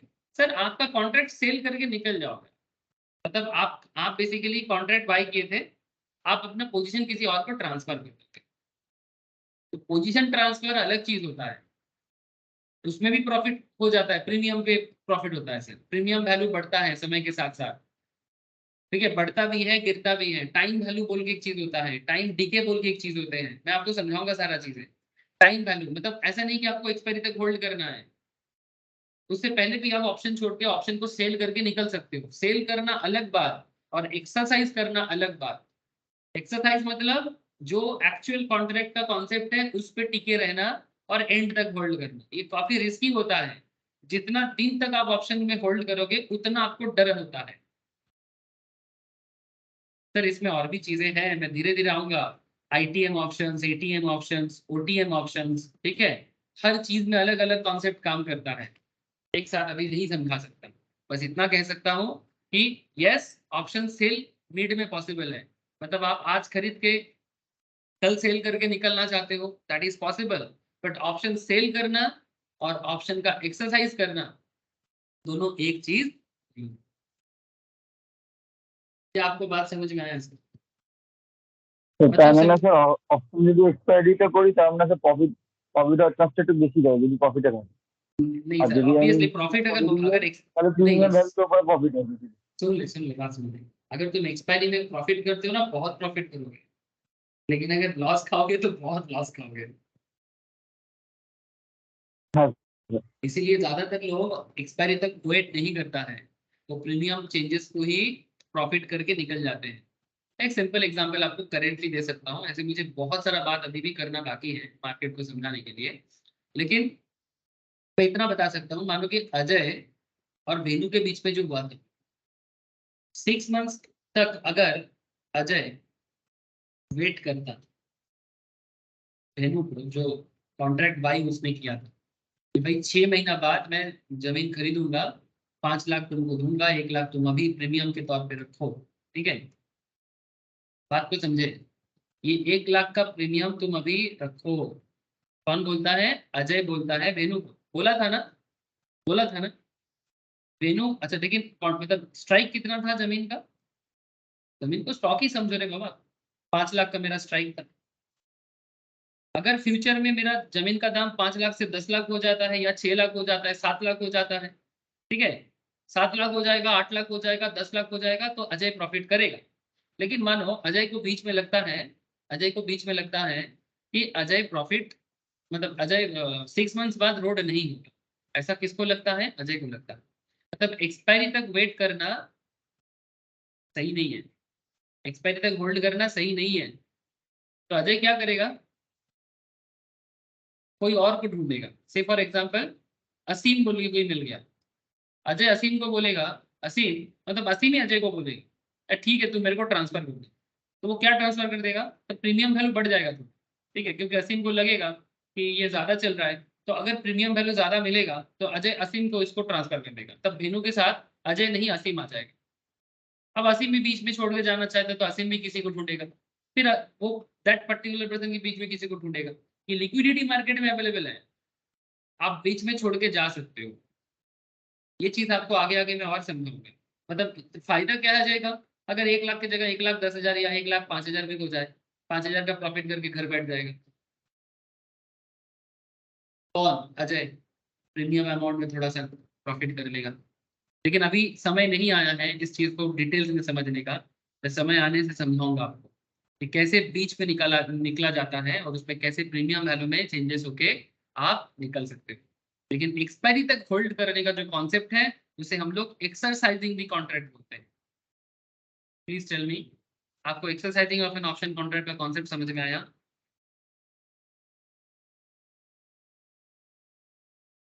हाँ सर। হ্যাঁ স্যার বুঝতে পেরেছি। ऑप्शन एक्सपायरी क्या है sir? Similar to a future contract. अगर आप लोग फ्यूचर मार्केट कर रहे हो, मतलब ऑलरेडी आप लोग कर चुके हो मैक्सिमम लाइव क्लास में, जिनका लाइव नहीं हुआ है वो बैकअप से देखो या रिवीजन कर रहे हो या कर लो, कोई डाउट है पूछ लो, ठीक है। फ्यूचर कॉन्ट्रैक्ट में जैसे होता है, option contract also has expiry. Future में हम लोग 3 फ्यूचर कॉन्ट्रैक्ट देखते थे ऑलवेज। ऑप्शन में भी एक्सपायरी होता है। कहाँ मिलता है ऑप्शन का एक्सपायरी? सर ऑप्शन का एक्सपायरी हमें कहाँ मिलेगा, कहाँ मिलेगा? यहाँ पर भी दिखाई देता है, आप ऑप्शन चेन में जाके भी चेक कर सकते हो। तो करेंटली क्या क्या ऑप्शन एक्सपायरी डेट चल रहा है ये देखो। निफ्टी सिलेक्ट करो, ठीक है। ये देखो सिंबल जरूरी नहीं है, सिलेक्ट सिंबल तब होता है जब स्टॉप होता है। निफ्टी के केस में तो निफ्टी का काफी है। एक्सपायरी डेट देखो कब है निफ्टी का एक्सपायरी। करंट एक्सपायरी 6 अप्रैल को था, और फिर नेक्स्ट एक्सपायरी 13 अप्रैल को एक है वीकली। हाँ, फिर 20 अप्रैल को है, उसके बाद 27 को है। ऐसा चलेगा, चलता रहता है सर, ठीक है, ऐसा चलता रहता है सब। आजकल वीकली एक्सपायरी में भी काम बनता है, तो और मॉडिफाई हो गया है। नॉर्मली मंथली एक्सपायरी बहुत पॉपुलर माना जाता है, बट वीकली एक्सपायरी का भी बहुत पॉपुलरिटी आज के डेट में है। इसीलिए आप 6, 13, 20, 27, 4th, 25 दिखाई दे रहा है। आप स्ट्राइक आप यहाँ से चूज कर लो, जो भी स्ट्राइक चूज करना है निफ्टी में, ठीक है, जिसको चूज करना है चूज कर लो। अच्छा सेम थिंग आप अपने जो भी ट्रेडिंग प्लेटफॉर्म होगा, जैसे ये मैं ज़ीरोधा का वर्चुअल यूज कर रहा हूँ करेंटली आपके सामने। आप यहाँ पर जस्ट लिखो कि जो आपको चाहिए, निफ्टी कितना चाहिए।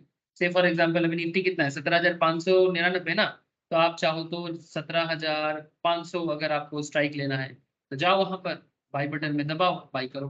सर अगर सेलर बनना है वो भी बन सकते हो, स्टार्टिंग में ही सेलर बना जा सकता है। शॉर्ट सेलिंग कॉन्सेप्ट होता है उसको बताएंगे, फिर से बताएंगे सेलर क्यों बनना है, पुट ऑप्शंस में आके चर्चा होगा, कॉल ऑप्शंस में भी सेलर में चर्चा होगा। लेकिन फिलहाल इतना समझो, ये एक्चुअली एनएससी का ओल्ड डेटा है, नेशनल स्टॉक एक्सचेंज का। ये 1 अप्रैल से ये वाला प्लेटफॉर्म बंद हो गया, ठीक है। तो similar to future contract, option also expires. In fact both equity future and option contract expire on the last Thursday of every month, normal है, ठीक है। आजकल तो वीकली थर्सडे भी है। अच्छा रिसेंटली बैंक निफ्टी में कुछ चेंजेस आया ना, चौथा मुझे अपडेट दे रहा था। बैंक निफ्टी कब ये होगा, थर्सडे को नहीं होगा, मंगलवार सर, मंगलवार। मंगलवार को। ये रिसेंट अपडेट है, फाइनेंस बिल पे आया है।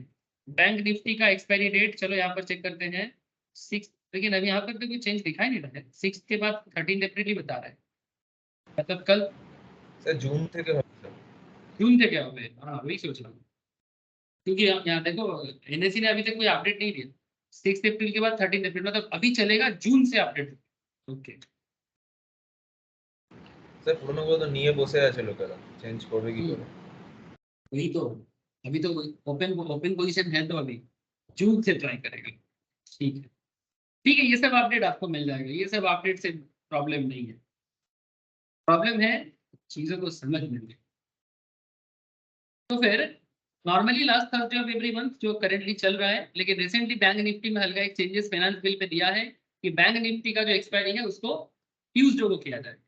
Just like future contract, option contract also have the concept of current month, mid month, per month, ठीक है। यहाँ पर तो वीकली भी चलता है। फ्यूचर में जैसे हम लोगों ने देखा था मंथली है, यहाँ पर तो वीकली भी देखने को मिलता है, ठीक है। यहाँ पर एक कॉन्ट्रैक्ट आपके सामने है, आप देखो, अशोक लेलैंड गाड़ी बनाता है रे बाबा।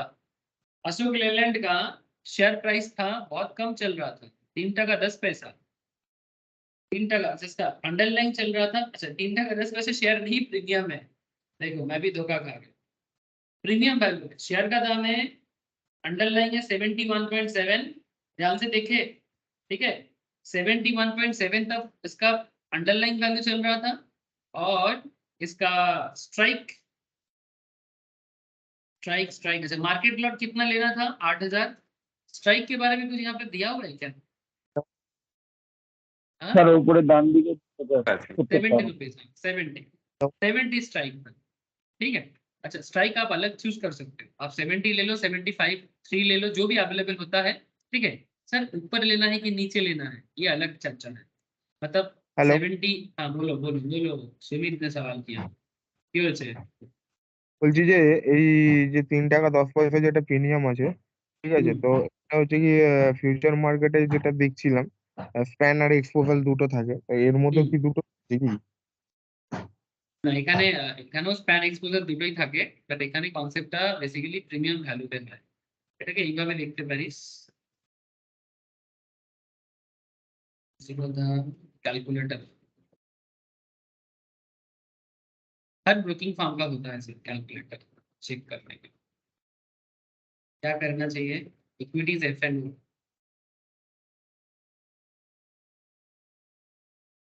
कॉन्ट्रैक्ट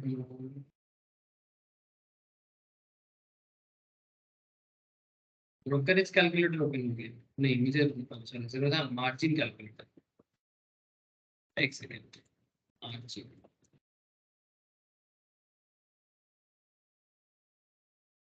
चेक कर ले। जैसे कि तुम्हारे सामने फ्यूचर एंड ऑप्शन एक्सचेंज है, प्रोडक्ट को फ्यूचर की जगह ऑप्शन चूज कर लो। ओके, सिंबल कोई भी कंपनी चूज कर ले।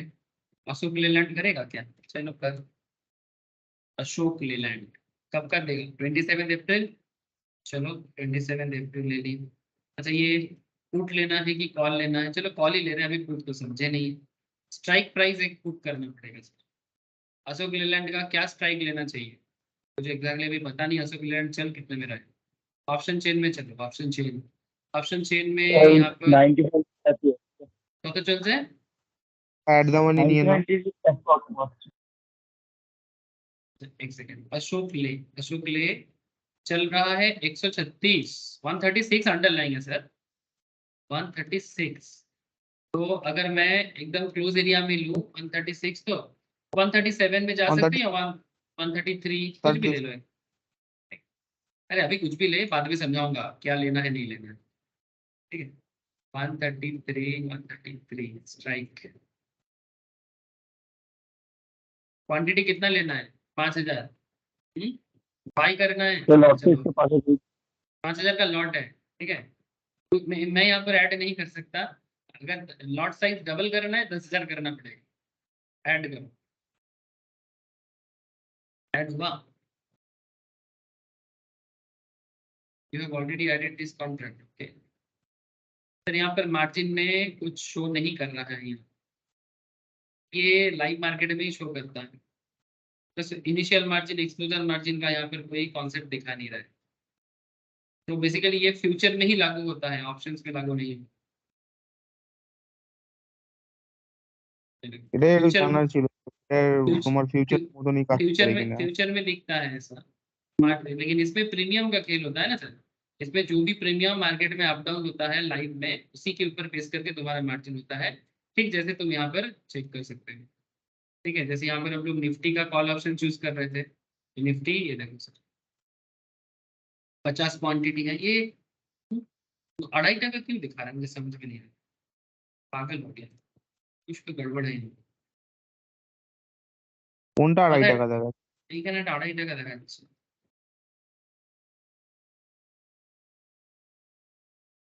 একটা গন্ডগোল হচ্ছে। ঠিক আছে, পরে আসছে but not like future markets. हाँ, थोड़ा अलग है। मैं बताऊंगा मार्जिन में प्रीमियम को कैसे जमा करना होता है, उसका क्या क्या कॉन्सेप्ट है, अप डाउन का क्या खेल है, मार्जिन क्यों बढ़ता है क्यों गिरता है, आगे समझाता हूँ। लेकिन फिलहाल अशोक लेलैंड का कॉन्ट्रैक्ट को थोड़ा सा फोकस करो। देखो तुम्हारे पास ऑप्शन है सीई। अच्छा, ऑप्शन टाइप दो तरह का होता है, CE as well as PE. CE means call options, PE means put options. ठीक है, स्ट्राइक है 70 और यहाँ पर आपका अंडरलाइन चल रहा है 71।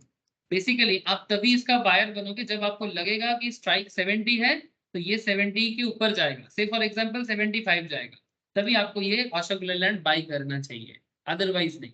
तो दिस इज द स्नैपशॉट। लेकिन इसको बाई करने के लिए आपको कितना जमा करना पड़ेगा? अशोक लेलैंड को अगर आपको अशोक लेलैंड का स्ट्राइक को लेना है, कॉन्ट्रैक्ट में जाना है, 70 रुपीज इसका स्ट्राइक है, 3 टका 10 पैसा इसका प्रीमियम चल रहा था। 3 एक्सपायरी आपके सामने थे, 26 मार्च, 30 अप्रैल, 28 मई। लेकिन आजकल और भी एक्सपायरी वीकली बेसिस में शो करता है। Of course the premium of options changes as and when the expiry changes. जैसे जैसे एक्सपायरी चेंज होगा प्रीमियम भी चेंज होगा। We will talk more about appropriate time, जब आएगा मैं आपको प्रीमियम में और बात करूंगा। ठीक है, बस इतना समझो। I would not remember just putting the expiry like future. There are 3 expiry options and premium is not same across different expiries. Yes, ये थोड़ा अलग है, ऑप्शंस का एक्सपायरी थोड़ा सा अलग है, ये आपको मैं बताता हूँ बाद में। लेकिन ऑप्शन एक्सपायर करेगा, ये एक्सपायरी डेट का बात। ऑप्शन प्रीमियम क्या है? चलो आ गए, आप बोल रहे थे ऑप्शन प्रीमियम आ गया सामने। ये जो 3 टका 10 पैसा का प्रीमियम था, ये आपके सामने 3 हुई यार। अच्छा, ये आज प्रीमियम प्रॉपर्ली क्यों नहीं दिखा रहा है जानते हो? क्योंकि मार्केट क्लोज ऑफ है ना, इसीलिए। मार्केट ऑन रहने से ये सब प्रीमियम वैल्यू ठीक ठाक से समझ में आता है, लाइव नहीं है ना, इसीलिए। मैं समझ गया, इसीलिए मैं सोच रहा हूँ बहुत सारा चीज गलत दिखा रहा है। गलत क्यों दिखा रहे हैं? Since we have discussed premium on a couple instances previously, बहुत सारे बार हम लोग premium चिल्ला रहे हैं. I guess you would now be clear about few things with respect to option premium. Premium is the money required to be paid by the option buyer to the option seller. Premium क्या है? Option buyer option seller को देगा. अगर ये buyer है और ये seller है, seller basically premium receive करता है. सेलर प्रीमियम रिसीव करता है, बायर प्रीमियम पे करता है. ओके, ये सिंपल बात है. Against the payment of premium the option buyer buys the right to exercise his desire to buy. तो ऑप्शन बायर क्या करेगा? जैसे ही वो प्रीमियम पे करेगा, वो right to buy, desire to buy जो कॉन्सेप्ट है उसको खरीद लेगा. और sell is case of put options, मतलब बेसिकली और sell in case of put options. Put options के केस में अलग होता है. पुट ऑप्शंस जब वो सेल करेगा तब वो कलेक्ट करेगा. ठीक है, तो मतलब जब पुट ऑप्शन जब सेल करेगा तब भी वो पे करेगा. सर अभी पुट के बारे में बात नहीं करें, पुट में आऊंगा तब बात करूंगा. The asset at the strike price upon expiry, और जो कुछ भी होगा एक्सपायरी पे होगा और स्ट्राइक पे होगा. If you have got this part clear till now, I guess we are now on the right track. Sir premium जमा करना, प्रीमियम उठाना, ये सब अभी धीरे धीरे क्लियर हो जाएगा. We will now proceed to understand a new perspective on premiums. Also at this stage, I guess it is important to let you know that the whole of the option theory hinges upon option premium. पूरा का पूरा option पे खेलना, premium पे ही खेल सकता है. Option premium play an extremely crucial role when it comes to trading options. Eventually, as we progress through this module, हम लोग धीरे धीरे हर एक options premium में बात करेंगे. एक example यहाँ पर हम लोग लिए थे, अजय वेन्यू एग्जाम्पल. इसमें हमने देखा था कि अजय ने वेन्यू को 1 लाख का प्रीमियम जमा किया था, है ना. ऐसा ही कॉन्सेप्ट हम लोग यहाँ पर भी देखेंगे. और अगर आप ऑप्शन चेन देखो ना, ऑप्शन चेन देखो ना भाई, ऑप्शन चेन में आईटीसी का स्ट्राइक जब देखो, स्ट्राइक जब 112 है, ठीक है, ये किसका आईटीसी का है कि अशोक लेलैंड का? अशोक लेलैंड का. अंडरलाइन है 136, स्ट्राइक 112 था, तो प्रीमियम 20.95 में क्लोज हुआ. थोड़ा सा क्लोज में आ जाओ आसपास के दाम पे, तो प्रीमियम चल रहा है 3.75, 4.30, 4.95, 5.65. लॉट साइज मोटा मोटी 5,000 का आसपास है, 10,000 के आसपास है. ठीक है, चेंजेस होता है, लॉट साइज चेंजेस भी हो सकता है. ठीक है, bid quantity, minimum bidding quantity आपको बता देता है जब भी आप ऑप्शंस पे क्लिक करते हैं. द पॉइंट इज दैट ये पूरा खेल जो है सर, ये जो प्रीमियम जो है ना, इसमें ना 2-3 चीज काम करते हैं. First thing, news flow. The news on the highway project was only speculative and no one knew for sure if the project would indeed come on. मतलब प्रीमियम क्या है, ये क्या क्या चीज पे डिपेंड करता है वो बता रहे हैं. प्रीमियम वैल्यू का बढ़ना गिरना, ठीक है. तो इसमें हम लोगों ने अजय वेन्यू का एग्जांपल याद करो, न्यूज. ठीक, जैसे स्टॉक मार्केट के केस में, बैंकिंग सेक्टर में आरबीआई रेपो हाई करेगा कि नहीं करेगा. ठीक है, जैसे बैंकिंग में भी फ्लो है. कल का मार्केट देखना, कल तो सैटरडे है, सोमवार देखना क्या होता है मार्केट में. Think about it. We discuss 3 possible scenario in the previous chapter. इसमें वेन्यू के लिए फेवरेबल 2 था और अजय के लिए favourable 1. So beside the natural statistical edge that Venu has, fact that highway news is speculative only increases chance of benefiting from the agreement. हम लोगों ने ये देखा, जो सेलर बनता है उसके पास 66% चांसेस होते हैं, जो बायर होते हैं उसके पास 33% चांसेस होते हैं. Yes we know that. Time का खेल भी है. There was 6 months time, but option market में रियल में हमें वीकली टाइम मिलता है, मंथली टाइम मिलता है, मैक्सिमम 1 मंथ मान के चलिए. This point actually favors Ajay. Since there is more time to expiry, the possibility of event working in Ajay's favor also increases. जितना समय जाएगा अजय का फेवरेबल होने का चांसेस बढ़ सकता है. For example, if you were to run 10 kilometers in which time duration are, you more likely to achieve within 20 minutes or within 70 minutes. मतलब आपको 10 किलोमीटर जाना है, 20 मिनट में पहुंचने का चांसेस ज्यादा है कि 70 मिनट में पहुंचने का चांसेस ज्यादा है? ये क्वेश्चन किया आप, बोलो सर. 10 किलोमीटर जाना है, व्हाट इज द चांसेस कि 20 मिनट्स? ऑब्वियसली, तो जितना समय ज्यादा रहेगा बायर के लिए, ये ऑब्वियसली एक चांसेस प्रोबेबिलिटी ज्यादा है. Higher the time duration, higher is the probability to achieve it. Sir ऐसा है क्या? यस, जितना समय रहेगा प्रोबेबिलिटी तो उतना ही है, लेकिन इतना भी है कि टाइम के साथ साथ रिस्क भी बढ़ता है. टाइम के साथ साथ रिस्क भी बढ़ता है. तो न्यूज फ्लो एक कारण है सेकंड, टाइम फ्रेम एक मैटर होता है। और एक चीज है sir, news when the deal was done between Ajay and Bhenu, ऐसा कोई भी स्टॉक मार्केट में भी हो सकता है, the news was purely speculate, अब बढ़ सकता है। स्टॉक मार्केट में भी ऐसे। आरबीआई, कुछ दिन पहले बात ये चल रहा था, आपको मैं रियल चीज बताऊं, कुछ दिन पहले तक आरबीआई बता रहा था, क्या बता रहा था आरबीआई, कि रेपो और इंक्रीज करेगा, रेपो विल इंक्रीज। लेकिन रियल में क्या हुआ सर, रेपो बढ़ा कि सेम रहा? जिनको रेपो का नॉलेज नहीं है मैं उनको बता दूं, रेपो क्या होता है, जिस रेट में आरबीआई कॉमर्शियल बैंक को लोन प्रोवाइड करते हैं उस रेट को रेपो रेट कहते हैं। और जिस रेट में ये उल्टा होता है, मतलब आरबीआई कॉमर्शियल बैंक से लेते हैं, उनको रिवर्स रेपो बोलते हैं। ठीक है, रेपो रेट बढ़ने से इकोनॉमी में एक बड़ा इंपैक्ट पड़ता है। क्या? क्योंकि कॉमर्शियल बैंक को हाई रेट ऑफ इंटरेस्ट में आरबीआई के पास पैसा रखना होता है। और उससे भी बड़ी बात, जैसे ही कॉमर्शियल बैंक का रेट बढ़ जाएगा तो आम आदमी के ऊपर भी इंटरेस्ट का चार्जेस कॉमर्शियल बैंक बढ़ा देगा। मतलब हम लोग जिस बैंक में जाते हैं रे बाबा, एसबीआई, एचडीएफसी, कोई भी बैंक, जैसे ही आरबीआई उनके ऊपर प्रेशर बढ़ाता है वो भी हमारे ऊपर प्रेशर बढ़ाता है। प्रेशर बढ़ने से क्या है, मनी का फ्लो इकोनॉमी में कम हो जाता है और उसके ऊपर असर पड़ता है, बैंकिंग बिजनेस में असर पड़ता है। तो पॉइंट इज दैट, होगा कि नहीं होगा ये एक स्पेकुलेशन पे डिपेंड है। ठीक है, so hence Venu has was happy to accept 1 lakh as premium. ठीक है, सेलर जो होता है ना, वो इसीलिए प्रीमियम लेके हैप्पी होते हैं। However, for a minute, assume the news was not speculative, but अगर ये speculation ना होकर real हो तो there was some sort of bias. Maybe there was a local politician who hinted in the recent press conference that they may consider a highway in that area. ठीक जैसे RBI के case में RBI के governor ने press conference में बोला कि yes हम लोग फिर से एक बार बढ़ा सकते हैं, तो ये काफी ज्यादा हाई चांसेस हो जाता है रेपो बढ़ाने के बारे में, हाईवे प्रोजेक्ट आने के बारे में। तो र्यूमर है कि रियलिटी है, इस पे आपको फोकस करना चाहिए। The news is no longer a rumor. Suddenly there is a possibility that the highway may indeed come, and there is still an element of speculations, halka fulka. With this in perspective things about it, do you think Venu will accept 1 lakh? अगर ये चीज बात को समझे, हम लोग कहाँ से कहाँ पहुंच गए। स्टार्टिंग में जब रूमर था तो वेन्यू 1 लाख लिया था, अब जब रूमर रियलिटी में बदल रहा है, क्या प्रीमियम वैल्यू 1 लाख रहेगा कि 1 लाख से इंक्रीज करेगा? From venues point of view, from sellers point of view, please tell me sir. जब कोई স্যার मैटर এটা কি কন্ট্রাক্ট হয়ে যাওয়ার কথা বলছেন? कॉन्ट्रैक्ट होने মানে के टाइम যখন पे অজাস্ট কন্ট্রাক্ট, मे बी कॉन्ट्रैक्ट আচ্ছা তাহলে তো বেশি নিতেই পারে। From the starting of the contract. मतलब आपके सामने दो सिचुएशन है। न्यूज तो है सर, कुछ न्यूज रूमर भी होते हैं और कुछ न्यूज रियलिटी भी होते हैं। ठीक है, कॉन्फिडेंस रूमर में भी होता है, रियलिटी पे भी होता है। कुछ लोग रूमर की बेसिस में ट्रेड लेते हैं, कुछ लोग रियलिटी देख के ट्रेड लेते हैं। तो जब रियलिटी होगा तो प्रीमियम वैल्यू क्या होगा, बढ़ेगा कि गिरेगा? मतलब वेन्यू वेन्यू को श्योर शॉट, अगर वेन्यू को भी पता लग रहा है कि नहीं रास्ता बनेगा, तो वेन्यू बोलेगा नहीं नहीं हम तो 1 लाख से नहीं मानेंगे, रास्ता बनेगा, तुमको लेना है बट ज्यादा देना पड़ेगा।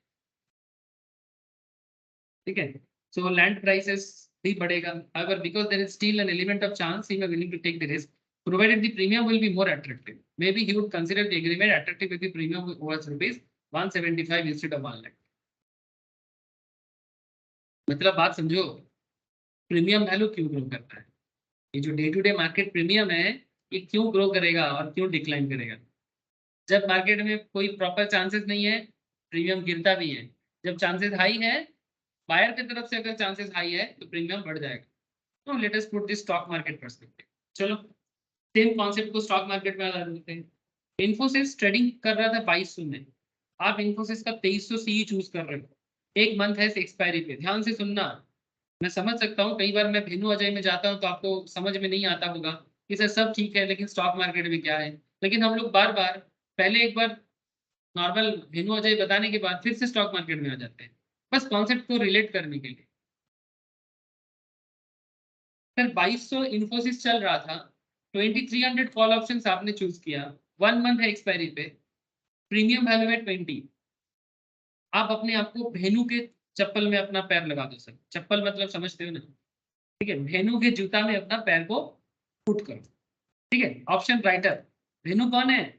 बायर नहीं, सेलर है। Would you enter into an agreement by accepting 20 per share per annum? क्या आप पर शेयर 20 पे आओगे कॉन्ट्रैक्ट करने, प्रीमियम पे, पर annum नहीं, प्रीमियम पे? If you enter into this option agreement as a seller, then you are giving the right of buying Infosys option at 2300 1 month down the line from now. आप ये agreement obligate करने का वादा करते हैं किसको? Buyer. Assume for the next 1 month there is no foreseeable corporate action. ऐसा कोई भी इन्फोसिस के तरफ से कोई कॉर्पोरेट एक्शन नहीं है कि इन्फोसिस का शेयर का दाम बढ़ सकता है।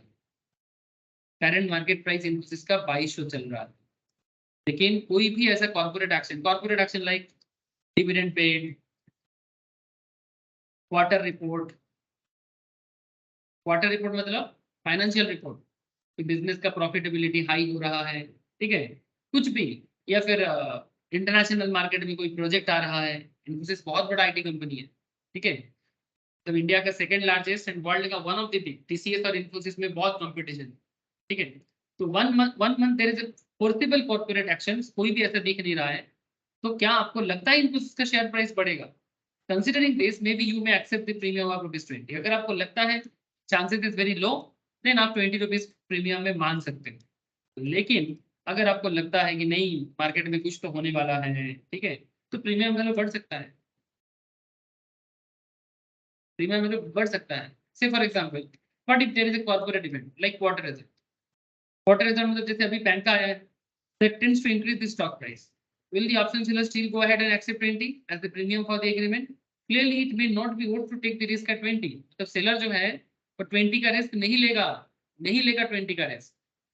उल्टा वो बोलेगा कि नहीं क्वार्टर रिजल्ट हाई होने वाला है, उसका भी एनालिसिस है, तो बोलेगा नहीं हम 75 लेंगे, 20 नहीं पर शेयर। तो ऑटोमेटिकली 20 का प्रीमियम 75 में चला गया।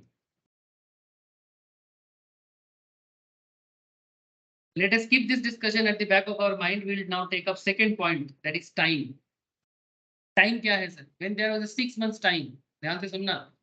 अजय का जो कॉन्सेप्ट था, अजय के पास 6 महीने का टाइम था, रोड बनेगा कि नहीं बनेगा समय था उसके पास।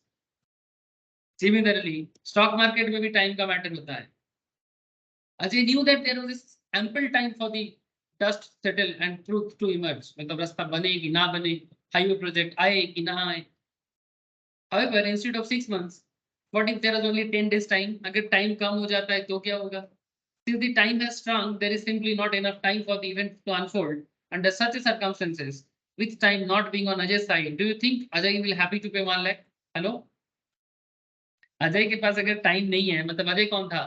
कॉल ऑप्शन बायर था। Please tell me pure demand supply situation. Buyer के पास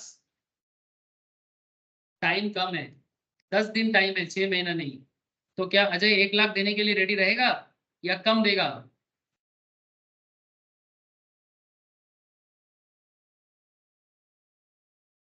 बोलो सर। কম দেওয়ার চেষ্টা করবে তো, ऑब्वियसली কম দেওয়ার চেষ্টা করবে।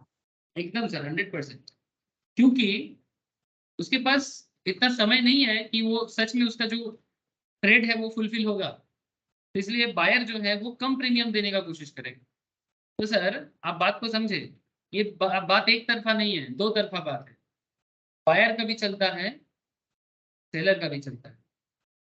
प्योर डिमांड सप्लाई कॉन्सेप्ट जो प्रीमियम वैल्यू को कभी बढ़ाता है कभी घटाता है।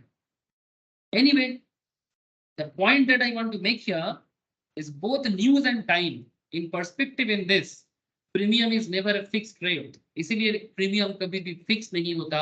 लाइव मार्केट में आप हर मिनट ट्राई करना, हर मिनट में आपको डिफरेंट रेट नजर आएगा। मैं इस दिन आपको शो करूंगा। It is sensitive to several factors. Some factors tend to increase the premium, some tend to decrease it. कुछ प्रीमियम को बढ़ाएगा, कुछ प्रीमियम को घटाएगा। And in real market, all these factors act simultaneously, affecting the premium. To be precise, there are 5 factors similar to news and time that tends to affect the premium. These are called option Greek. आगे सीखेंगे sir Greek option, delta gamma theta Deka, ठीक है, बहुत जरूरी चीज देगा है। डेका बोलिए, ठीक है, ऑप्शन ग्रीक। लेकिन अभी ऑप्शन ग्रीक में बात नहीं करेंगे, बट इतना समझ लो ये जो 5 फैक्टर के बारे में बात किया ना, डेल्टा, गामा, वेगा, थीटा, डेका, ये 5 चीज जो बेसिकली ग्रीक ऑप्शन क्यों बोला जाता है, बिकॉज ये ग्रीक मैथ्स में यूज किया गया है, ठीक है, मतलब ग्रीस, ठीक है, इताली ग्रीस जो ग्रीस है, वो डेल्टा, गामा, थीटा, डेका, वेगा का जो कॉन्सेप्ट है, या आपको मार्केट में प्रीमियम अप एंड डाउन का जो कॉन्सेप्ट है उसको प्योरली समझाएगा। लेकिन अभी थोड़ा अर्ली स्टेज में है डेल्टा, गामा, थीटा को बात करने के लिए। अभी के लिए बस इतना बताएंगे आपको, remember that the concept of premium is pivotal of the option theory, बहुत जरूरी है। Premium is never a fixed rate, it is the function of many factors. इसमें से एक दो बताया आपको, time, news, seller perspective as well as buyer's perspective, demand supply concept. In real market, premium vary almost on a minute by minute basis. मैं live class में show करूंगा कि कैसे हर मिनट में प्रीमियम कभी बढ़ता भी है कभी घटता भी है, और उसके बैकग्राउंड में रीजन को भी ढूंढना है। अगर आपने अभी तक का सारा पॉइंट गैदर कर लिया, अब हम लोग धीरे धीरे ऑप्शन सेटलमेंट की तरफ बढ़ेंगे, ठीक है। ऑप्शन सेटलमेंट मतलब जिसका सवाल आप लोगों ने मुझे पहले ही कर दिया था कि सर ऑप्शन सेटल कैसे होता है, ठीक है। तो बेसिकली सर सेटलमेंट में ज़्यादा कुछ प्रॉब्लम नहीं है sir, settlement is a simple factor. 2 minute समय लूंगा, आपको बता देते हैं सर ऑप्शन सेटलमेंट कैसे होता है, सिंपल तरीके से अभी समझो, बाकी और डिटेल्स तरीके से समझेंगे। जैसे ये किसका शेयर है, जयप्रकाश एसोसिएट्स लिमिटेड, ये भी एक शेयर है। प्रीमियम चल रहा था 1 टका 35 पैसा, स्ट्राइक चल रहा है 25 टका में, स्ट्राइक है, सॉरी स्ट्राइक 25 है और अंडरलाइन है 25.90, 25 टका 90 पैसा अंडरलाइन है, ओके। लॉट है 8000 का। अगर हमें इसको इस पर पूरा का पूरा लॉट को अगर सेटल करना है तो कैसे होगा। अच्छा मेरा एक्सपायरी कब है, एक्सपायरी डेट भी दिया है 26 मार्च, कॉल ऑप्शन है, ठीक है। जो जरूरी डेटा है मैं आपको बताया। अब यहाँ पर आप नजर दो, अगर आप जेपी एसोसिएट्स का अगर आप कॉल ऑप्शंस बाई किए हो 25 टका, जो आपका एक्सपायरी होगा 26 में, प्रीमियम क्या है 1 टका 35 पैसा, and market lot is 8000 shares. assume there are 2 traders, trader A, trader B. Trader A wants to buy this agreement, तो वो ऑप्शन बायर बनेगा, एग्रीमेंट बाय करेगा, ठीक है। And trader B wants to sell this agreement, agreement sell करेगा। ये agreement है, sale agreement है। जो लोग चार्टर्ड का क्लास करते हो, सीएमए वगैरह का, सीएस का, वहाँ पर हम लोग सेल ऑफ गुड्स एक्ट पढ़ते हैं ना, वहाँ पर भी हम लोग एग्रीमेंट पे सेल वगैरह पढ़ते हैं, same concept. Considering the contract is for 8000 shares, that is how the cash flow would be look like. Since the premium 1 टका 35 है, तो 8000 करके 1 टका 35 पैसा, 10,800 आपको प्रीमियम अमाउंट जमा करना है, जो ट्रेडर ए ट्रेडर बी के लिए जमा करेगा। ध्यान से सुनना, ट्रेडर ए ट्रेडर बी के लिए जमा करेगा। ट्रेडर बी सेलर है, ट्रेडर ए बायर है। Now because trader B has received the premium from trader A, trader B is obligated to sell trader A 8000 shares of JP on 26 March 2020। Expiry में exercise करना पड़ेगा। If trader A decide to exercise his agreement, अगर trader A exercise करना चाहेगा तो, however this does not mean that trader B should have 8000 shares with him on 26 March. Not necessary कि trader B के पास भी 8000 share 26 March में रहे। Options are cash settled, physical settle नहीं होता है। This means on 26 March in the event trader A decide to exercise his right and trader B is obligated to pay just the cash differential to trader A. तो सिर्फ cash differentiate करेगा, कोई share buy cell करना नहीं है, मतलब share को settle नहीं करना कि 8000 शेयर उसके अकाउंट में जमा करना है, नॉट लाइक दैट। हाँ रिसेंटली एक अपडेशन आया है, वो चर्चा मैंने रिसेंटली किया है, आपको मैं बाद में बता दूंगा। To help you understand this better, consider 26 March JP Associates trading at 32. This means option buyer exercise करेगा, क्योंकि 25 टका में उसका बाई था, एक बाई एग्रीमेंट था, और मार्केट अभी 32 में चला गया, तो ऑब्वियसली अगर जेपी एसोसिएट्स एक्सरसाइज करता है एक्सपायरी पे तो प्रॉफिट है ना ओपन मार्केट में। तो the same is trading at 32 in the open market, मतलब कैश मार्केट। तो on 26 trader exercise the right of 8000 shares from trader B, the price at which transaction will take place 25 is the strike price. तो क्या होगा trader ए के लिए 8000 into 25, trader A pays 2 lakh to trader B. ध्यान से सुनना, क्या होगा एक्सपायरी पे, क्या होगा देखो, 8000 करके 25 टका का 2 लाख ट्रेडर ए पे करेगा ट्रेडर बी को, Against this payment, trader B released 8,000 shares at ₹25 to trader A. Trader A almost immediately sells these shares in the option market. Trader A क्या करेगा? Immediately इसको option open market में sell करेगा at ₹32 per share and receive 2,56,000. So trader A makes profit 2,56,000 minus 2 lakh on this transaction. इसको और एक तरीके से देखा जा सकता है, ये हो गया physical settlement, share buy sell हुआ और सेटलमेंट। স্যার এটা তো ফিউচার কন্ট্রাক্টের মতো, यस ये মানে फिजिकल সিমিলার তো सेटलमेंट, ফিউচারের মতনই। सिमिलरली फ्यूचर, एग्जैक्टली, ठीक है। কারণ लेकिन- ডিফারেন্স অ্যামাউন্ট হয়তো ক্রিয়েট করে দেওয়া যেতে পারে। यस तूने जो बताया वो another way to look this, 32 minus 25, difference कितना है? 7 टका। शेयर कितना है? 8,000, ठीक है। बायर के पास कितना है? 8,000 इंटू 7, तो 56,000 फ्रॉम ट्रेडर बी, ट्रेडर ए को मिल जाएगा। ये सब ना 8,000 शेयर है, 7 टका करके प्रॉफिट है, तो ट्रेडर बी ट्रेडर ए को दे देगा 56,000। और इस ट्रेड में आने के लिए ट्रेडर ए ने कितना खर्चा किया था? इसको बोलते हैं कैश सेटलमेंट। 56,000 का प्रॉफिट हुआ और कितने का प्रीमियम कितना था? 1 টাকা 35 না 1 টাকা 35 পয়সা something। 1 टका हाँ। 35 पैसे, 1.35। तो हिसाब लगाओ ना, 8,000 इंटू 1 टका 35 कितना होता है? तो 10,000। 10,800 টাকা মনে হয়। यस, तो ये कॉस्टिंग है, दिस इज द कॉस्ट। तो 56 minus 10,800, 45,200 is the profit trader A का। बी का लॉस है और क्या? In fact, if you look at the percentage return, this turns out to be a whopping 419%, क्योंकि आपका इन्वेस्टमेंट था 10,800। यही तो आपका इन्वेस्टमेंट था ना, थोड़ी ना आपने इतना पैसा जमा किया था। अरे क्या ट्रेडर ने 2 लाख जमा किया? 1 টাকা 35 পয়সা, না 1 টাকা 35 পয়সা আমি তো করেছিলাম। एग्जैक्टली, तुमने 2 लाख तो नहीं दिया ना। 1 টাকা 35 পয়সা দিয়ে 7 টাকার মতো হয়েছিল। यस सर, उसी हिसाब से हिसाब लगा लो आप। मतलब तुम ऐसा हिसाब लगा सकते हो, 10,800 जमा करके तुमको आ रहा है 45, ऑलमोस्ट 419%। ये एनुअलाइज नहीं है सर, तब इसको अगर आप एनुअल रिटर्न में कन्वर्ट करोगे तो और ज्यादा हो सकता है। ये जस्ट मतलब सिंपल करंट लेवल में, the fact that one can make such large asymmetric return is what makes option an attractive instrument to trade. इसीलिए ऑप्शन मार्केट के लिए लोग पागल हैं, सीखने के लिए पागल हैं। ये देता भी है लेता भी है, लेकिन अगर कैलकुलेटिव रिस्क लिया जाए तो ये देता ज्यादा है लेता कम है, ठीक है। लेकिन सर अभी तो पार्टी शुरू हुई है, अभी अभी अभी रास्ता बाकी है, हमें अभी बहुत कुछ सीखना है। फिर ये 419% क्या, ऐसा आपको वेराइटीज ऑफ ट्रेडिंग ऑप्शन मिलेगा। 419 क्या भाई, अगर 50% भी रिटर्न आ जाए ना तो भी बहुत है, ठीक है सर। मैं आपको बेसिक्स लेवल डेवलप कर रहा हूँ अभी, जब हम लोग स्ट्रेटेजी वगैरह में जाएंगे आपको और मजा आएगा, लेकिन बेसिक स्ट्रांग रहेगा तो मजा ज्यादा आएगा सर। नेक्स्ट दिन हम लोग कॉल ऑप्शंस बाई करना सीखेंगे, चार्ट पैटर्न देखेंगे, ठीक है, कैंडल स्टिक्स देखेंगे।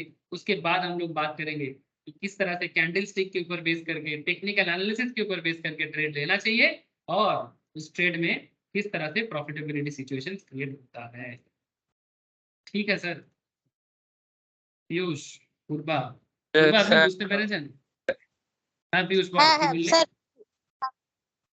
ফিউচারের কিছুটা তো দেখা হয়নি, ওই জন্য কিছু জায়গা বুঝতে পারছি না, আরেকবার করে দেখতে হবে। আচ্ছা একটু ফিউচারটা দেখে নেবেন, যদি সুবিধা হয় হ্যাঁ, খুব, যদি হয়ে যায় খুব ভালো হয়। হ্যাঁ ফিউচারের অনেকটা জায়গা দেখা নেই তো, এবার আপনারটা শুনছি, এবার অতটা ইয়ে করতে পারছি না, একটুখানি না দেখলে। একটু ফিউচারটা 2-4টে করে ক্লাস দেখে নিন না, 1-2 সপ্তাহ হার্ডলি লাগবে, আপনি দেখবেন অ্যাডটা হয়ে গেছে। হ্যাঁ সেই জন্যই না, আমি এই 3 দিনের মধ্যে করে নেবো, শুক্র শনি রবি ছুটি আছে। ঠিক আছে সম্পদ স্যার সুমিত, আমি বলছিলাম যে হ্যাঁ রেপো আর হ্যাঁ স্যার। রিস্ক ফ্রি রেট মানে সিমিলার হয়। এই রেপো আমরা যে ফেয়ার ভ্যালুতে রেপো যে একটা মানে রেপো যে পার্সেন্টেজ আছে হুম something একটা, আর রিস্ক ফ্রি রেট যে আমরা ক্যালকুলেশন করেছিলাম ওদের কি সিমিলার কনসেপ্ট নাকি? মানে repo rate repo similar rate আরেকটা কি বলছি তাই বুঝতে পারছি না। রিস্ক ফ্রি রেট নেই রিস্ক ফ্রি রেট আলাদা, future rate risk free rate আলাদা। রিস্ক ফ্রি রেট হচ্ছে সেই রেটটা যে রেটে আমি কোনো জায়গাতে উইদাউট রিস্কে টাকা রাখতে পারি। সাপোজ তুই আজকে ব্যাংক এফডি তে টাকা রাখবি, রিস্ক ফ্রি অনেকটা, টাকা ডোবার চান্স খুব কম, নেই বললেই চলে। বা তুই গভর্নমেন্ট বন্ড কিনবি, সিকিউরিটিজ কিনবি, সেটা হচ্ছে রিস্ক ফ্রি রেট, ঠিক আছে। কিন্তু রেপো রেটটা কি? রেপো রেট হচ্ছে আরবিআই এর কাছে একটা টাকা জমা রাখতে হয়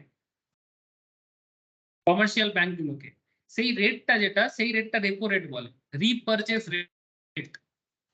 এই রেটটা আরবিআই এর সাথে আচ্ছা। কমার্শিয়াল ব্যাংকের এগ্রিমেন্ট। এটা অ্যাকচুয়ালি ওভারঅল ইকোনমির hmm. Factor. Repo rate is overall economy factor.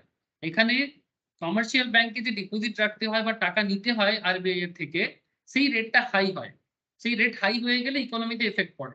মানে কমার্শিয়াল ব্যাংকের উপরে যদি প্রেশার বাড়ে, ধর আগে 4% ছিল, এখন ধর 4.5% করছে, তাহলে কমার্শিয়াল ব্যাংক আমাদেরকেও হাই রেটে চার্জ করবে।